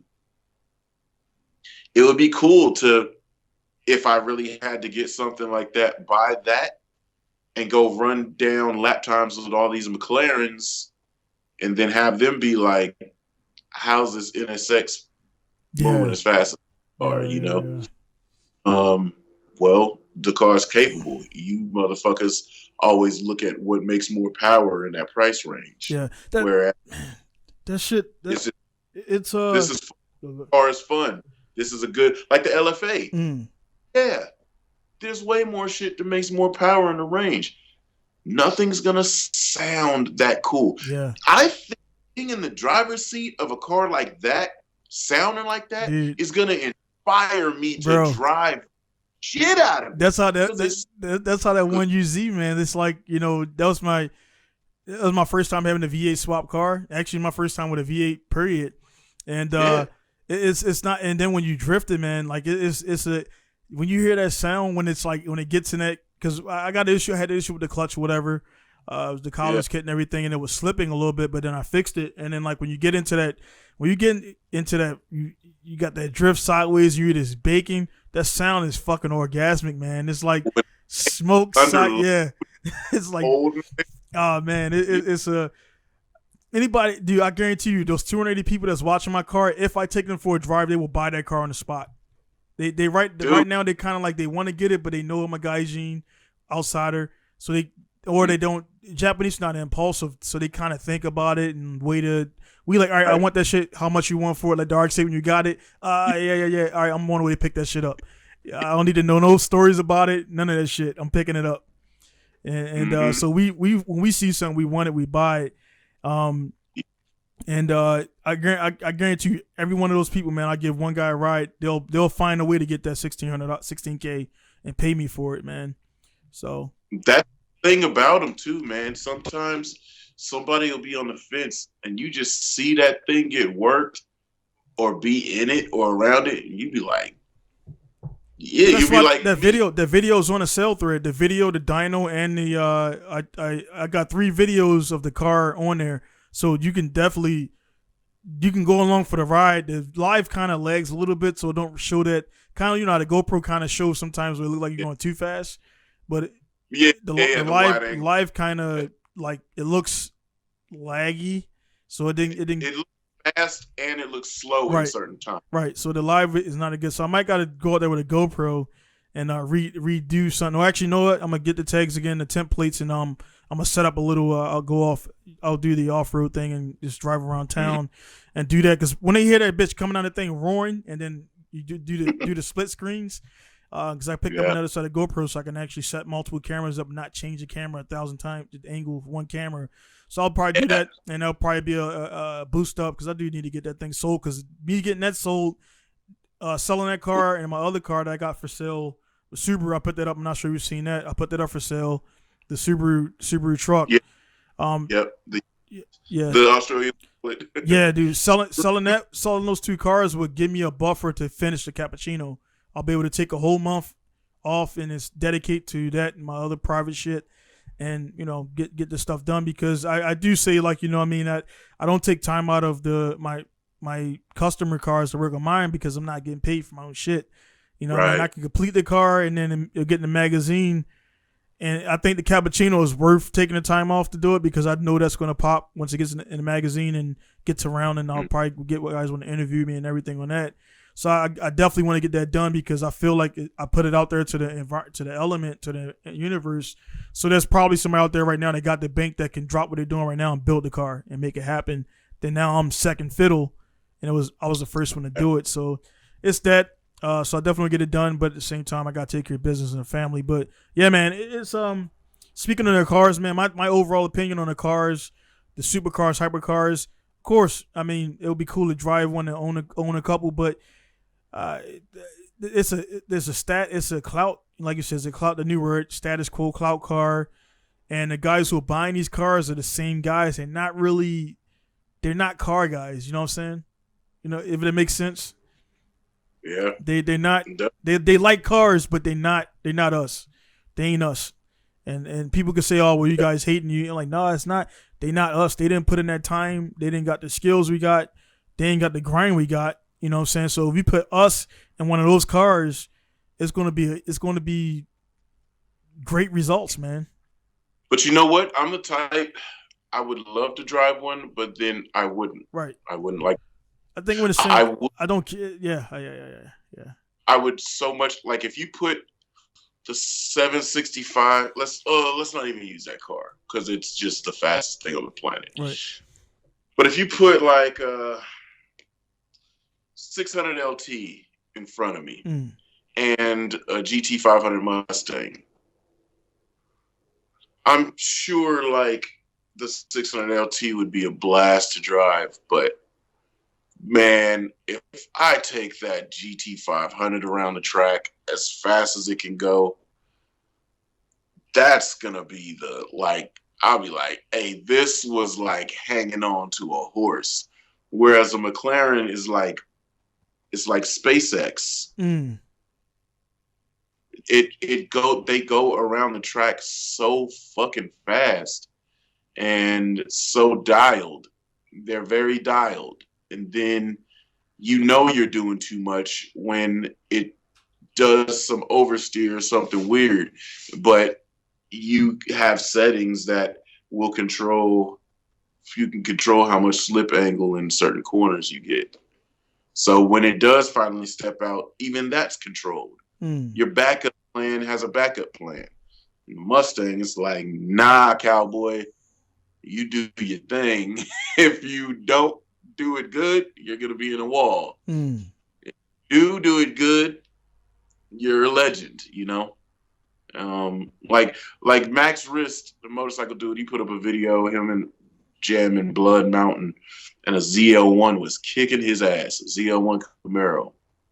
And he just didn't want to accept it. So he did a whole nother video trying to run down this dude, trying to beat him. And that Camaro beat his ass. And it's like, yeah, a motorcycle tuned. You think you're the fastest thing on the planet until you run into something that's faster than you. So now you're on another planet. You know what I mean? And there's always somebody faster. So I don't want to be in the fastest car on the track and then maybe realize I'm not that fast. Right. It's not a good feeling, man. And it's to you know, and we're related in this sense, man. When at Tsukuba, I keep bringing I need to go back so I can take another car there, but and the car is, because the Subaru is kind of a toy car. The one you see will be more of a, because it's a I didn't cut anything. It's all swapped in there. It's a full car with a V8. There was a lot of guys there, man. Again, when they came up to me and I'm like, they're like, how much? I'm like, maybe like $3,000 total. I mean, ECU is the most expensive thing on the car. $1,500 for the Haltech the Platinum Pro, and they're like, it just was blowing their mind that I was lapping their baby and their car they put all this time into, and they take it to this XYZ shop, and I'm a foreigner in Japan running a performance shop, and I'm outdoing you and your performance shop and everything. So it's just, man, it's probably good for them to see that it doesn't matter. It doesn't matter how much you paid the shop to do the work, how much you paid for the car. If you ain't got the heart to push that car, man, it's not gonna go fast. Yeah, it's I think that's the lovely thing of motorsports, man. On social media, you can make it look like you are what you say you are. Right. But when it comes down to motorsports, these cars drifting, gripping, these bikes, whether you're tracking, backroading, or stunting, those still images, those pictures, those quick videos that are cut and clipped to be showing you want to show. When you get out there in the wild and we see you in real time, and I'm coming, I'm stepping up on the track behind you, you're out there with me, you might, like I was calling out that Dustin Williams, you know what I'm saying? Yeah. Just to play. Just like, hey, motherfucker. Now all of a sudden he's going turbo because his S2000 he has a S2000. I'm like, hey, I want all of the smoke in your S2000 RX-8. That land of uncertainty where, man, maybe he can beat me. Well, let me turbo it. Now the car's going turbo. That's fine. I'm not turbo in my car. You could just keep stepping on in those directions. But, when you're outside in the real world on the real stages and drivers are around, we can see how you're driving. Everybody can see how you're driving in real life, in the real world. Yeah, unedited, man. That's right there. It was prior, not too long ago before my channel is like in a reviving stage right now. There was a point where I used to, back in the day, I would take like the best laps and then clip them together, and then I stopped doing it because it started becoming I was doing it because I was just like practicing and showing the practice sessions, and I didn't want, it gets boring. I mean, honestly, it's now to the point where I go to MSP, unless I'm driving a new car or a promotion, I don't even record or put it up there because I got close to 150 videos, so I can drive it. But you would notice, I don't know if you follow my channel, there was a point where I stopped. I didn't edit. I did full laps to show from track entry to warm up in the tires to right in it, and I just showed that whole thing so people could see he links the whole fucking track, the whole track. I used to love doing that. So like in this car, it used to be great to roll the GoPro and have the GoPro rolling as I'm driving through the pits. And you come out like a place like Grange. Yeah. You're driving through all of the pits and everything. People, hey, what's up? All of that. Yeah. So the car is cold, tires is cold. Yeah, you're just, what's up, buddy? Woo, woo. You pull up to the line, and then you just blast out on track and link the whole fucking thing right there. Yeah. Like that's the whole driving from where I was pit at all the way to the track, flagman hold up. Cars go by, all right, go out there, and you just instantly start to burn and link the whole track. And then you go catch up with some cars and get into some gangster shit. I loved doing that because it was like, hey, just like me showing in the vlog that whole unedited clip the. I want you to see this is really how it's going down, non-edited. This is really the real experience. And then, people in person, they get to see it and be like, damn, dog, like you really get down. It's like, yes, sir. Thank you. I appreciate it. People that see either a sizzle reel or those, tailored clips. Yeah, then Mr. Block had something to do with that because we know Ken is, he holds his own. He's a good driver. But also people like gave him shit about, he crashes a lot and stuff like that when he was doing a rally or whatever. He has the money to do what he wants to do. That's a rally though. Yeah, that's a different thing. That's what I'm saying. That's why I just like a different thing. And they were like, yeah, man, well, they like you motherfuckers are hating so much on the dude that they were like, oh no, man, look, if you go and rewind it, look at the you can see 4 sets of tire tracks. Yeah, but then you could also see on the videos there was times where there was no tracks there before he went. So that was a one take and done. So the dude, people try to discredit motherfuckers however they can because they can't do some shit. Like, dude, it don't matter how many track marks there is. the motherfucker's a better driver than you are. Let's just make that clear. Right. You know what I'm saying? Yeah. And maybe you can do it, but it's like you don't got the money to shut down San Francisco. You ain't got the money to shut down. Right? Yeah. How many takes I did? I did hella takes because Yeah. I bought the bitch. I bought this fucking hill with the trolley and everything. Yeah. You know what I mean? You ain't got the money to do that, and it's like people just they use that, man. But again, it's one of those things where it's cool. With the social media stuff and everything, it's cool to get that stuff out there. But then I see, like, again, crossing over to like the bike stuff, and everybody's getting back into the bike stuff. You know, well, I mean, I'm getting into it, but you start seeing things, and it's like now the guys are they're seeing more stuff, and people like think they're doing new shit. It was like, nah, the dudes that were doing it back in the 90s, they just didn't have. Nobody had a camera, and nobody had the stuff. Nobody had social media. So now you're the first person to do it and put it on social media. And that was a thing that happened on the joint, the Let's Take a Ride joint. They had the guy in there who they call him a human arcade, human video game, something like that. And he was nice on the all human bikes. Yeah, workout stunts. Yeah, he's nice on all bikes. And when I was looking at that, and he said, "I'm on everything." Yeah, stunt bike. Yeah. Mini bike. I felt that to the core because that was me. Whatever I choose, this is my cup of tea. I got another bike out of frame over here. I got another bike over there. I got many different types of bikes and years, but this is my cup of tea, right? Right. Because I went and was looking at his video. He was just out in Arizona, and people be lending him bikes, and he gets on them and be killing them. No handbrake, seat standers for miles. There was a 7-minute video. He did a wheelie. From the minute the video started, it was already up, and it was just 7 minutes of him just going through, jumping from sit down to stand up to seat stander, back down, and this is like there is no handbrake on that bike. He has a talent. Hey, can you explain that real quick? Because when Shay was like, he was saying something else, I didn't get it, but I know he's probably. He was like, "We ain't got 7 brakes on the bike." You know, what was he saying by that? What was he meaning by that? Oh, lot stunners or those super extreme stunners. So your foot brake, right? Right. Your foot brake, master cylinder is going to the back brake. Right. If you do a low budget setup, it's like a handbrake in the car.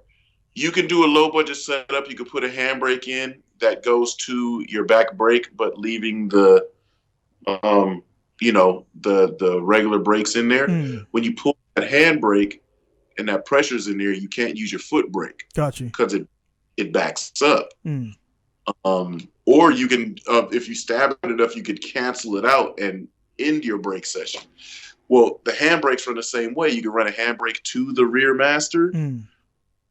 And then, what was happening back in the day, this is like back in the day, like 03, guys would be using the clutch and the handbrake, and they'd be doing a seat stander.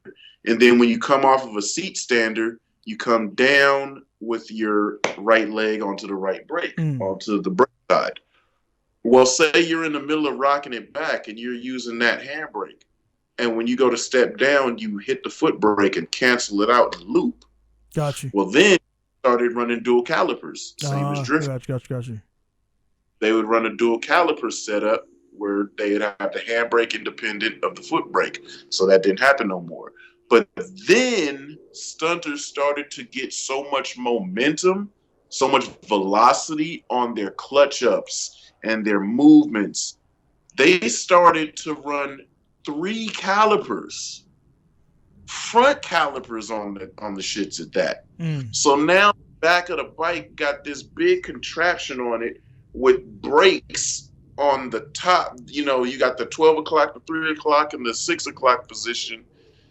And there's these huge brakes everywhere, so they could essentially go however fast they go, full throttle and clutch it. And when that bike goes back, instead of it looping, they could catch it to the point where they can make it skid. And it's just, there's so much braking force, but it's just that you always have brakes available and a lot of them.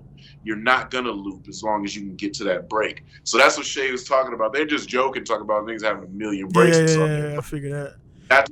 about stunt bikes. They do so many maneuvers in such a small area for the competitive dudes that they have the most brakes available, independent of each other. And then, because you might not know, but World Superbike and Superbike and MotoGP, they have a thumb brake. Oh So shit. when your legs dangling off on the inside, going to the right turn, and that leg's dangling, you still want to apply rear brake, but your foot's off, so you're using a handful of front brake. You got a thumb brake that's on your shock tower, or depending on how the rider likes it, it could look like a handbrake right above the clutch, and they could grab. So you could apply that back brake while your foot's dangling. So the motorcycle sport's starting to elevate, and everything's going so much faster, and guys need their brakes and need their reaction. Me being old school, if I need to leg dangle, I'm going to leg dangle for a second. I'm going to put my foot back up, use that back brake until I feel comfortable, like I've gotten the speed down to let off that back brake and just rely on the front. Then I let the fucking brake off and I dive in, right? But, these bikes now, if you're really pushing the limit, especially grip track riding, these bikes now are so fast, you need an extra alternative to have an out. Right. Because you can't just dive in on the front brakes now. Because you may not have enough brake. You really have. That's why they started adding ABS on these things. They're going so fucking fast. Guys would panic and just, grab a handful of brake. That would low side you. You'd be down on your face at however many hundreds of miles an hour down the front straight until friction or a tree stopped you. Yeah. But it's just, now bikes are coming with so much extra. It's just like, now I can be fast. Like, there's a guy on YouTube, Motonicity. This bozo gonna make a video and say, you shouldn't buy a 2020 R1. The content and the meat and potatoes of the video is, you shouldn't buy this bike because you can't tune it to get maximum horsepower. It's like, what an idiotic concept to make a video on. I shouldn't buy this bike because I can't tune it to get maximum horsepower. One, there's always somebody faster. Two, this bike is designed for the track. So yeah, if you're putting around at like 4,000, 5,000 RPMs on any bike, even this bike, this old school bike, which is technically old school now, they have a little bit of a non-powered flat spot. But you're so low in RPM, why does it matter? If you're really hucking it, that bike's never going to see under $7,000 and $8,000. Never. Ever. There's no way in the world, even if I shift straight to 6th gear, but if I'm at good speed, that bike is never going to drop below to touch the bad zone. So, I know a lot of YouTube guys, they struggle for content, to make content about certain things, but that guy has a following, and he was struggling for content for a whole month. You make this stupid ass video, there's people that really believe that. There's people that are really going to take that into account. Now you've got a whole, let's say you've got 900,000 people following you. Let's say you make 10,000 people. You make 10,000 people believers of what you just said. And what you said is completely asinine. It's just like you've made 10,000 useful fucking idiots. Yeah. So, like, the people that ask me, like, no, I've heard rotaries aren't reliable. I'm like, well, you heard from who? Yeah. But I'm going to tell you one thing. Somebody's grandmama had an RX-8. They didn't have one personally. Their grandmother drove it, and it was an automatic, and she didn't rev it to the moon. And then because it replaced 6, 7 motors because of carbon buildup, and their grandmother got rid of it, and they're going to tell everybody, we had an RX-8. They were the worst car. No, they're not. They should come with an instruction booklet. You should get an RX-8 with a training class. That's how Mazda should have done them. Yeah, that's why I got one for $800, man, because the dude didn't know, like, you don't start it on a low dead battery. And that's what he tried to do. I pull his plugs out, the motherfuckers are like wet as hell, man. You trying to crank that shit on a low, it'll crank For guys who don't know, the Mhm. crank, and this is for all of them, but that's one thing, you don't never go and crank a rotary on just a battery. Like, you put a fucking car on that bitch, jumper cables, fresh battery, and also clear it, pull the EGI fuse and just clear it just to make sure before you fire it up from something that's sitting for a long time is my experience. And then new plugs, clear it, fires right up, man. And people sometimes they ask when I show when my 2 RX-8s are sitting out front on the lawn, they always ask, like, why you got a charger box between them? Yeah. If one's sitting for hella long and I'm not planning on driving it, Yeah. I put it on tender so it can have a full battery, because people do not understand when that joker Yeah. floods. When you try to start it and it's low and then you crank it. Start that process over every time, man. Yeah, every time, dude. And it's like, like my RX-7 right now, you can't see it. It's just out of view. I'll turn it so you can see it. But you see that? See this? It's sitting on the battery tender. Battery tender's plugged up right above it. Yep. If you don't run them, keep them motherfuckers on charge. They're like RC cars. They really are. It's just, you have to tend to them. You have to tend to them. And when somebody's giving a horror story, it's just operator error. And I'm okay with people having operator errors, but over the years, so many people have talked bad about these cars.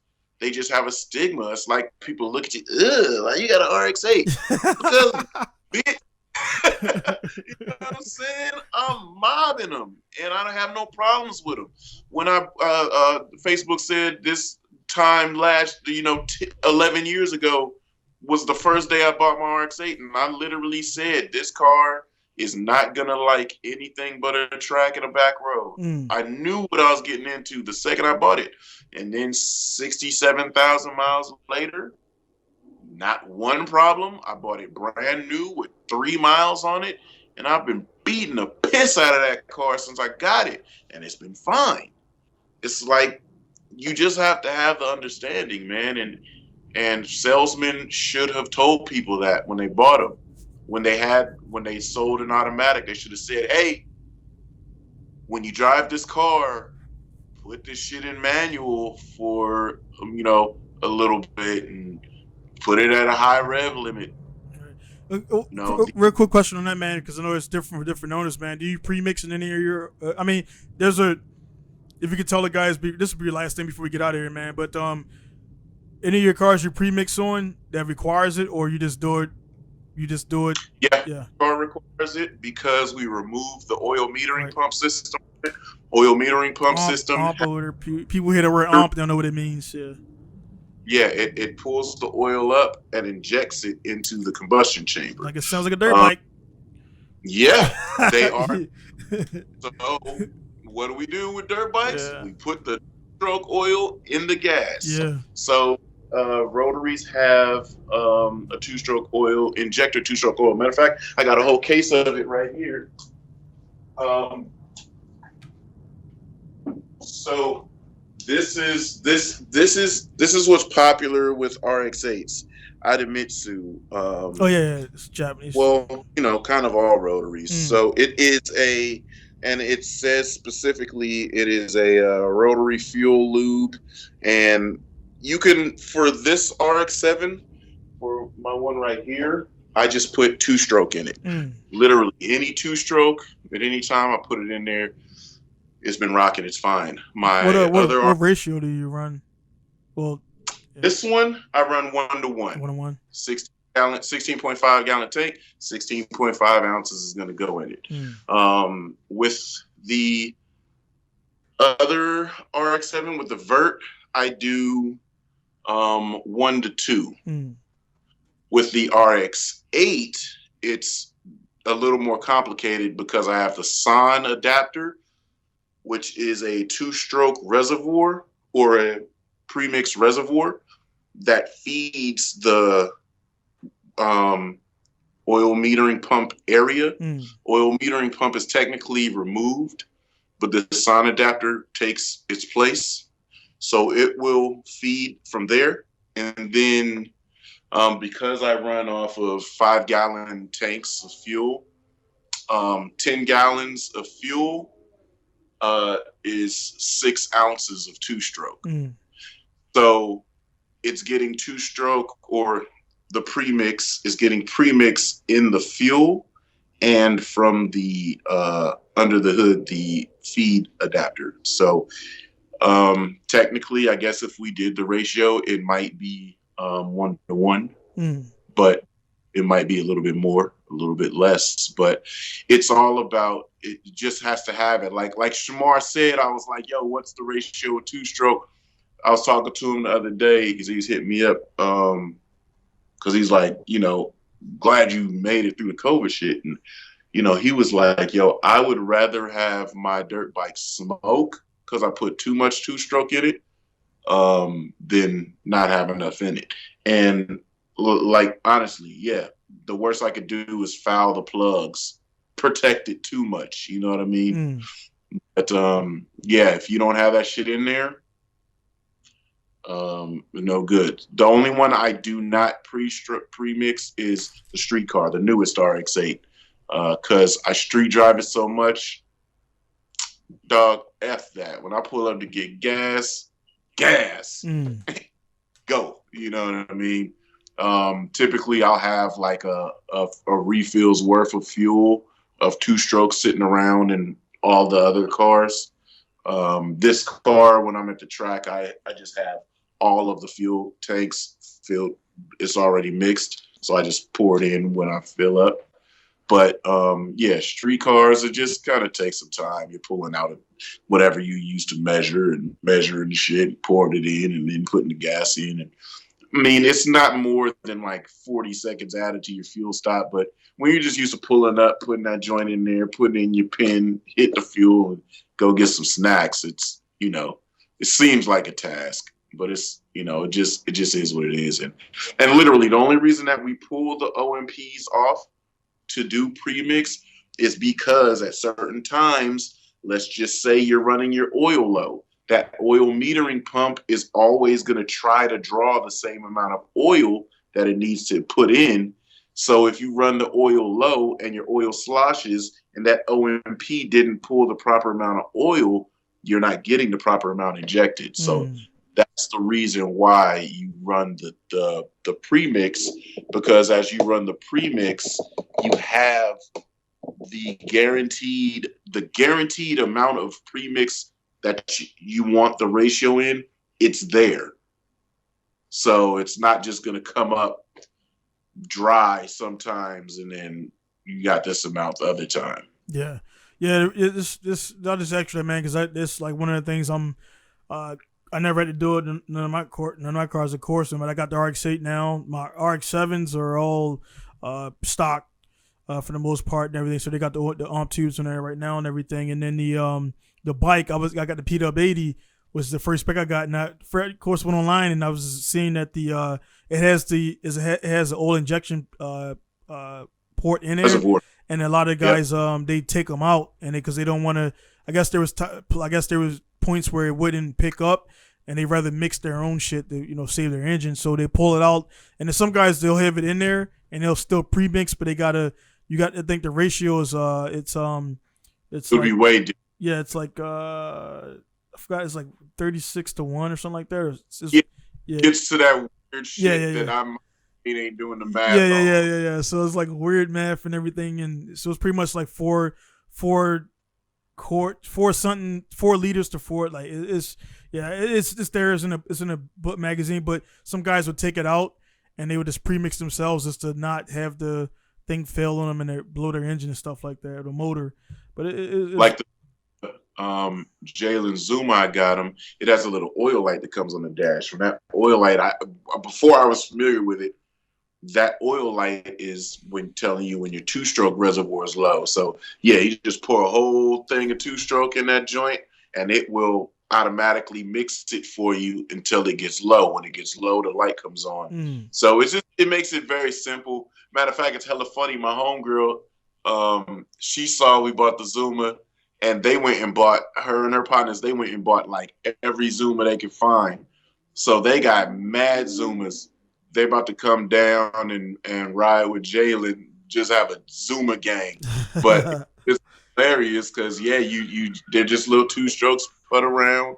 You fill it all up with the 2-stroke, fill it with fuel, and it'll automatically mix. And they're like 143 miles to the gallon, and it's literally only like a gallon and a half or 1.47 gallon tank, something like that. So shit, one day we should probably do a long ass journey with it and see where we get.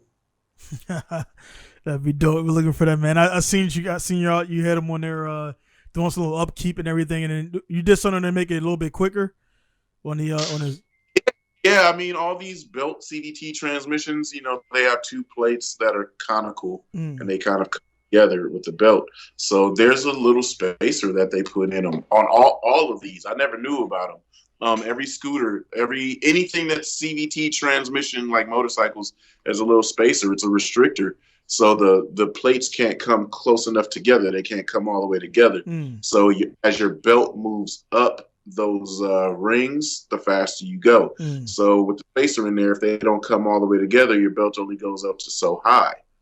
So when you take that spacer out, now they can come all the way together, like full clutch hit and adhesion and full speed. So close to full speed because you still have to deal with how much power that you have.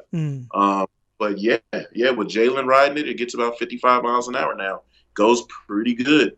And there's like 3 more mods we can do. The throttle plate, the actual throttle on the throttle body, it has a block on it. And, you just pull out a Dremel and Dremel that out. Now I can go full throttle. You can do that. And there's a restrictor plate on the intake. But obviously when you do that, you have to jet it because it's carved. So, yeah, we can make this thing do, from what people are saying, we can make this thing do like 65, 70 miles an hour. But how short this wheelbase is on this Zuma, I wouldn't want to go 70 on that little motherfucker, knowing you got to turn. Yeah, you know what I mean?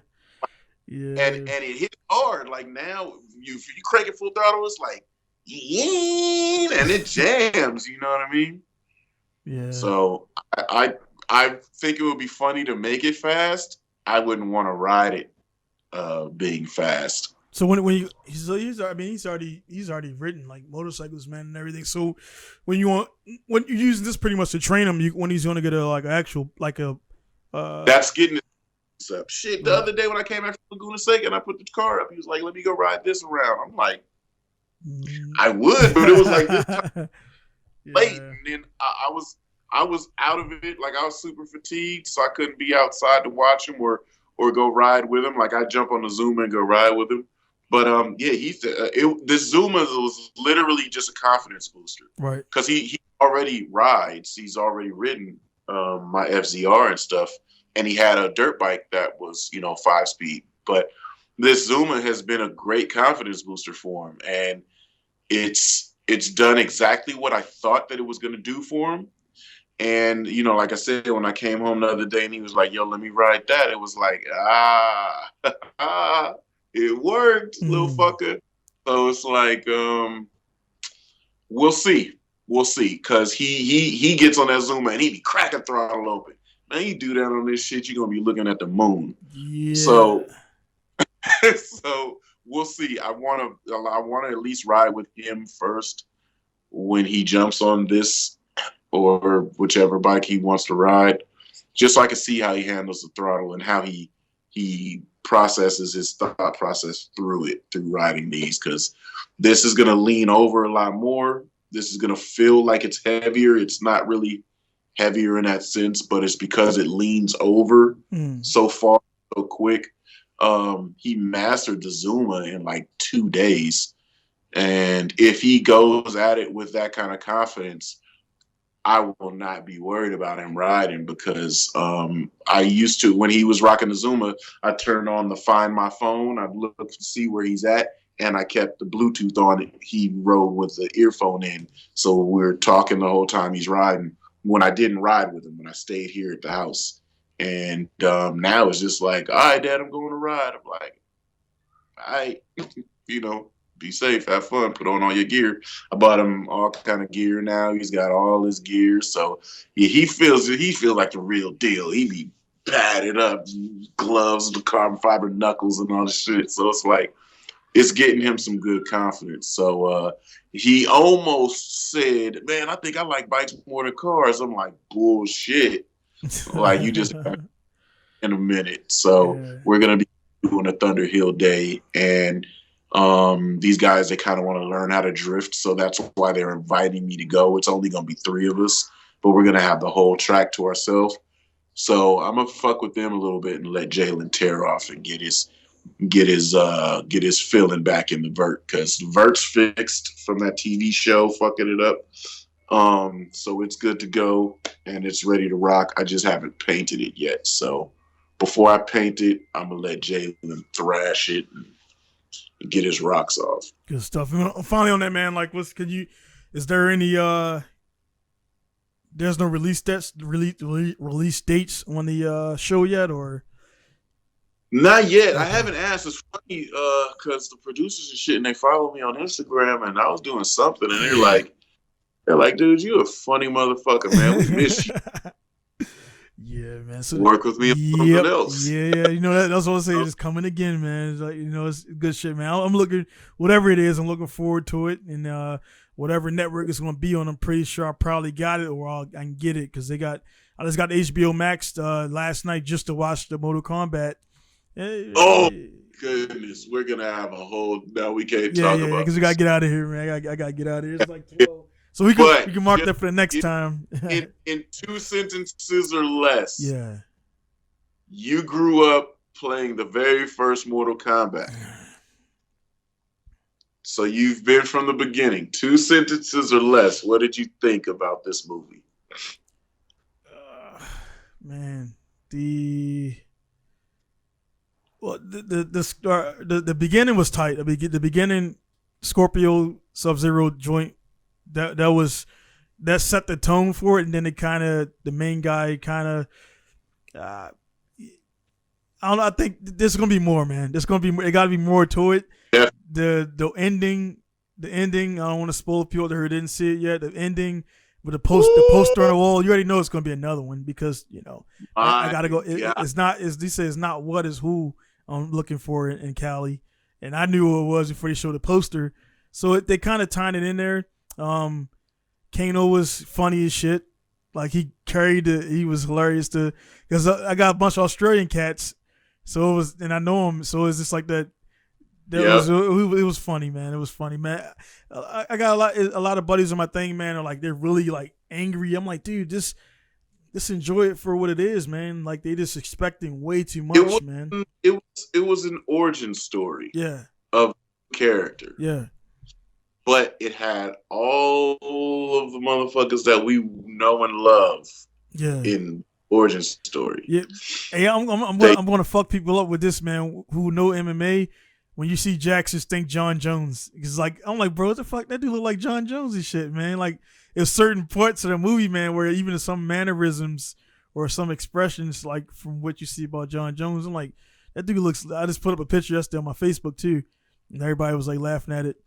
But he looks just on John Jones. Yeah. It ain't all black people looking like type shit. You just kind of they got similarities in there, the facial features. Well, dude is from my wife just told me. Dude is from, what was that vampire movie that everybody was watching on HBO?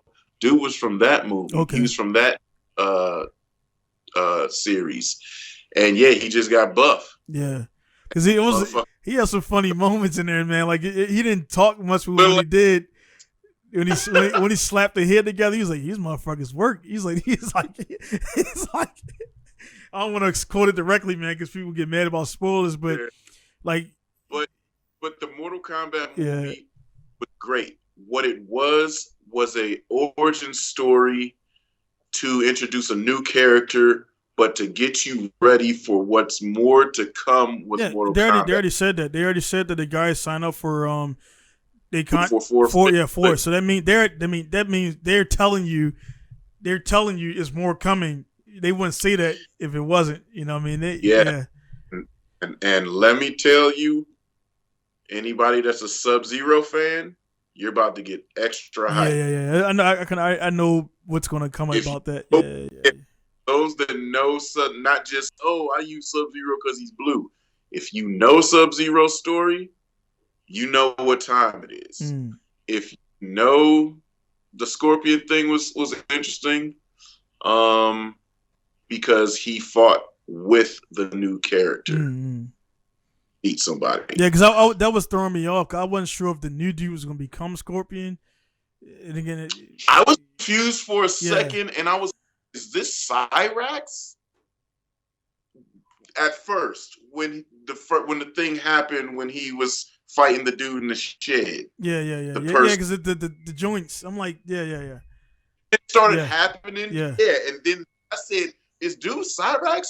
But then that would be impossible because he'd have to be Lin Kuei affiliated, not Scorpion affiliated. Right. So I was like, okay, that's not Cyrax. So, but there's things like that in the movie that twist it. But you have to know Mortal Kombat to an extent to understand what you're seeing, as far as specific storylines. There's just too much that was to get, like, the Scorpion Sub-Zero beginning could have been a whole movie in itself. Yeah. That whole little segment, like the anime, but it's just a starting point. So when y'all watch it, for you out there that are gonna watch it, please do watch it, because one thing that I hate is when people say, nah, that shit was whack. Fuck that. They should never do nothing again. And they don't allow a film studio to progress their idea. Like, it was different when we saw the first Mortal Kombat, and then you see Mortal Kombat Total Annihilation. What the fuck was that shit? The second Mortal Kombat movie, go look at that. Yeah. That was like, boy, if you don't, who needs to drink tequilas and get poisoned off of that shit? That was crazy. And then people are like, oh, the acting. So when have you sat and played Mortal Kombat and thought that was an amazing script and acting? These are fighters. Yeah. You can, as an actor, you don't have much to go off of.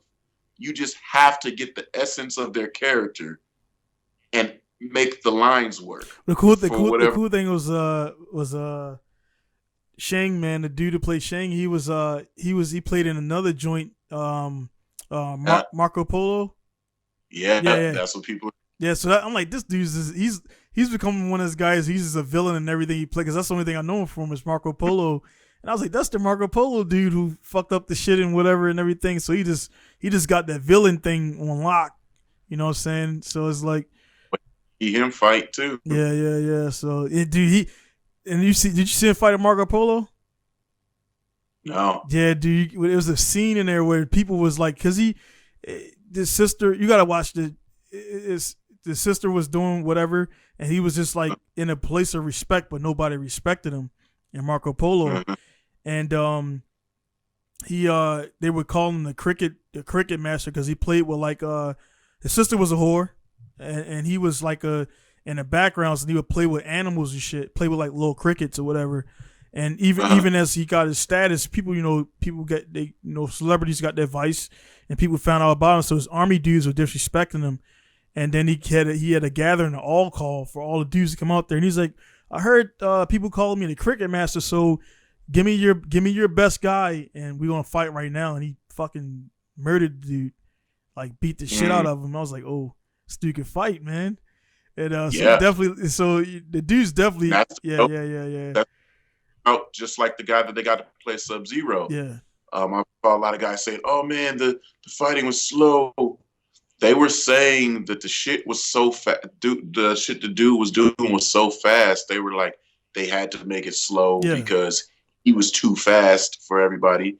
And the scenes would kind of be like, oh, what the fuck just happened there? They would have to have tried to capture it in incredible multi uses of cameras and angles to see what he was doing. So the shit was done by design. I understand it.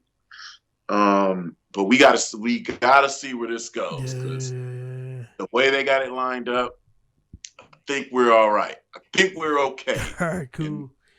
But all right, cool, man. I'm because that was probably a bad thing to wrap up on, because I know that shit's gonna get you hyped and shit. So it's like, I mean, we're from that same era, so it hits us differently than cats that's 14, 15. Yeah, man. Because they've heard of Mortal Kombat, but I was there. I had the part 1 with the ABA select start. Yeah, that's the blood. No, was it? I'll be in real quick. Yeah, I can go knock the blood out my brother. No, it was because that's crazy. I still remember this ABAB select start. That was the blood code. Yep. That was the blood. It's 2021, and I still remember a fucking blood cheat code and up, down. Yep. Yeah, it is. You know what I mean? That was the joint, man. You had to, how many times? You about to pull a fatality. I heard you. Yeah. You got the whole, like, you got the block and the half circle backwards twice and the Luke King and the, yeah, man. But anyway, man, let's get out of here, man. Thanks for coming on and everything. Guys that are watching, listening, be sure to like, subscribe, and everything. The channel is growing and everything. And just thank you guys for support. This is episode 102. So I mean, again, man, it's crazy to believe. I mean, it took almost 2 years to get to this point, and everything. So there's a lot more to come. The production is pretty solid. I will work on some more, like getting like the actual, like the stuff to play in there. Not too much, because I don't want, as guys are listening to, and we start doing too much visual media, it kind of, you know what I mean, you know. Yeah, they don't get that. They ain't gonna be able to capture that. Yeah. So I mean, but if you, anytime Lex is on, you definitely should watch, man, because again, you can't, the mannerisms and whatever, you can't pick that up over, and that's why I mean, personally, call me a new age podcast guy. I'm not. I'll put the video on, and the video's on, and I'll listen, but I know it's video, and then I'm driving down the highway, I can glance at it and I can see, like, when Charlemagne and Schultz, like, you watching shit like Brilliant Idiots, bro, you gotta watch video, dude. That they was playing with my man's wax like that. Oh yeah. What's up with Jake Paul shit? Don't play with his name, and they both know how he gives it up. Well, he was getting pissed. Well, no, he did a good job because he knows. Real. But they were trying to lure it in, but they're playing with his name so heavy. Like, don't play with my name like that. You know how to give it up. Man. Yeah, he's that's what he kept telling Schultz, man. You know, you seen me get down. like, so I was dying laughing because I watched the clip of that joint, man, and yeah, man, that's I would say out there, guys who watch, that's one of the things I might hire somebody to do that for me, because that's one thing I don't have time for, to kind of go back and clip it out and all that stuff, and that's views right there if people won't go back and watch and everything. So I probably can make time for it, but it is what it is. But definitely just check it out.